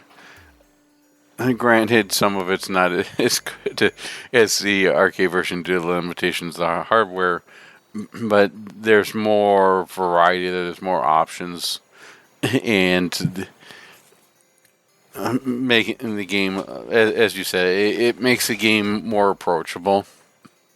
So I think if I had to pick, I would probably go with the NES or Famicom version first, followed by the TurboGrafx 16 version. I'm not so sure I'd be brave enough to try the C64 or ZX Spectrum versions, or for that matter, even the X68000 versions. But I think this is a game where its impact on the genre and its place in history is a lot more important than, let's say, the game or the gameplay itself. There's a lot of firsts for this game in the way that, first to introduced a fantasy setting into a shmup. Right before it was primarily a space-based affair. First to feature music by a composer who would later go on and create some wonderful. First soundtrack created by a future composer who moved over from graphics to sound. And would later create some iconic soundtracks with Under Defeat and Border Down. This is, someone mentioned this earlier, but this is a sort of Namco in their prime, right? This is the height of the arcade era, and I should also mention this is more the teen years of shmups in general, right? At this point, they've had over 10 years from doing stuff like Space Invaders all the way up to Dragon Saber, or even going for, or sorry, that's Dragon Saber, Dragon Spirit, going from something like Xevious all the way up to Dragon Spirit. I mean, there's a lot of stuff in between, a lot of advancements made. So by then, things were more well thought out, less single screen or simplistic affairs. It's let's see. So this is '88. So by that point, we had the Run and Gun Contra, right? Contra had come out. We had Gradius. I don't remember. Gradius was what, 86 or was it 85? I think it was 85. And we also had, it was, I think Afterburner was like a year or so after this. It was a little bit after this. But if I was thinking of contemporaries, I mean, as we mentioned, we had Splatterhouse on this hardware. I keep thinking back to the Atari system one, which is similar to around this time period where we had Marble Madness, Roadrunner, some of this other Atari stuff that was there. We could have Skate or Die. Was it Skate or Die or was it 720? I think it was 720. Was contemporaries on there. I think like contemporaries graphic wise on there. We hadn't quite hit the Konami age. There, I think Ninja Turtles was still a year after this, right? The Rise of the Belt Scroller. Well, no, 89 was Final Fight, right? His Final Fight because it's originally called Street Fighter 89. Yep.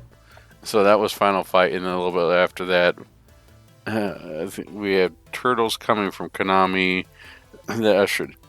So it was trying to think after the late 80s and the teen years of shmups in general. We entered the 90s.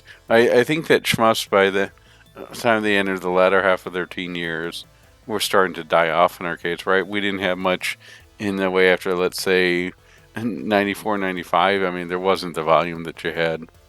Yeah. So I would say that this is probably the peak of shmups in arcade. Not like the peak as far as that what we would see technologically, but I think this is when they had their most volume. So, and where things were established. So again, I think that the arcade version is more monumental for what it had historically than its type of gameplay.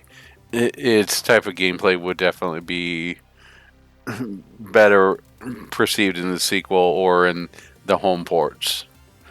But for what it brought forth, it certainly did a lot. Yeah, I would agree. That said, hopefully we get to try out the sequel sometime here before Dispatch Games releases our games.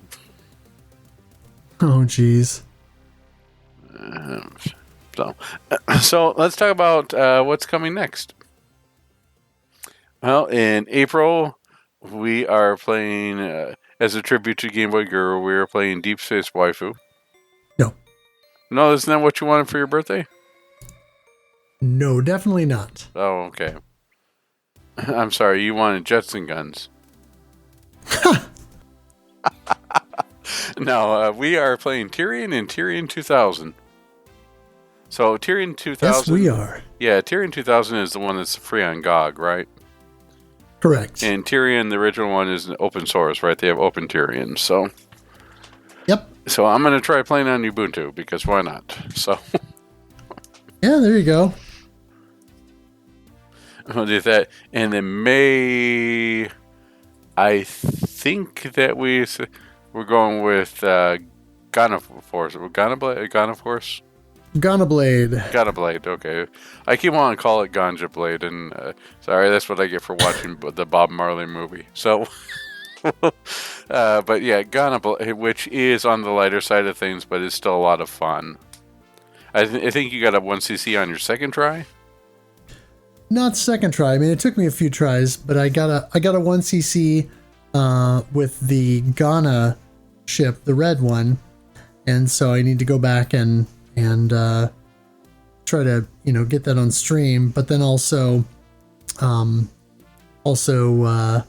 try and get one with the green, and then try one of the harder modes and see what I can do with those. Now, was this a recommendation of us by Mark MSX, or was this by Shmup Junkie? I can't remember. Well, Mark MSX definitely reviewed it well. Of course, he said the regular game mode is easy, and it's the challenge mode or the EX Retro mode, I think he said, is the one where the seasoned players are going to want to spend their time. Gotcha. All right. Yeah, I knew it was one of those two on there. So look forward to that. It should be on sale, and maybe now that we mentioned it, it might actually get a console release or something. but it's primarily PC. I'm not sure if it does actually. Does it have a console release? Not at this time. Okay. Well, either way, I don't think it's very expensive. I think it's like $6 on PC. Yeah, the last time I looked, it was $5 on Steam. There we go. For less than the price of 3 eggs, you can get a good shmup. Yeah, matter of fact, let me double check that now. All right. While you're checking that out, let's give our shout outs here. I'd like to thank eTram for the logo, and as well as for streaming almost every Saturday. I'd like to thank Kogusu for the intro and outro music, everyone from the Playcast, Collector Cast, the Cast, and Music Cast. I'd like to also thank MetalFRO for streaming the Shmup Club Game of the Month and whatever Zelda flavor he decides, which I think Spirit Tracks is now next. He's obligated. Yeah. Oh, yeah, $5 on Steam. And interesting. Looks like there are some new DLC stages for the game. There you go. As well. Space City and Area G. I think they're free. I don't see a button to buy them, so that must be like a revision for like Zero Ranger, right? Well, it went from vanilla to a spice orange, or what was it? Yeah, well, green orange was the original mode, right. And then white vanilla was the arrangement. Pumpkin spice, sure, yep. Pumpkin spice mode. No, all right, yeah. So that's going, and then after this, then it kicks off the summer project, right? Yes. That will be cool. We are going to be doing something similar to what we did with our Summer of Raiden event a couple of years back. This time around, it is going to be the Summer of Sashimi. Fish fry. Yes, so be looking forward to some space fish games. Yep, and I imagine that we will have several people who will also be joining in on that one. I imagine DJ Psycho M1 will join us. If not, then you mentioned Fish and Bits and Chunks will be there. Right. So look forward to. I think what is it? Is it Darius 2? I'm trying to think of the games that are in there. No, we're going to be covering Darius. Mm-hmm. Darius Gaiden, and Darius Burst. Burst. Okay. Are we expecting people to buy all the DLC for Darius Burst? We are not. Okay. That would be insane. I took out a mortgage on my home, but I was able to play the Shmup Game of the Month. Yeah, right. All right. Sounds good. Thank you, everybody, for joining us. I know this is a long episode. I appreciate you going through this and playing the games with us and give us your thoughts and feedback. It's always interesting to hear opinions and other people's thoughts. That's what keeps us going is the community here. So thank you, everybody, again. And until next time. Thank you very much.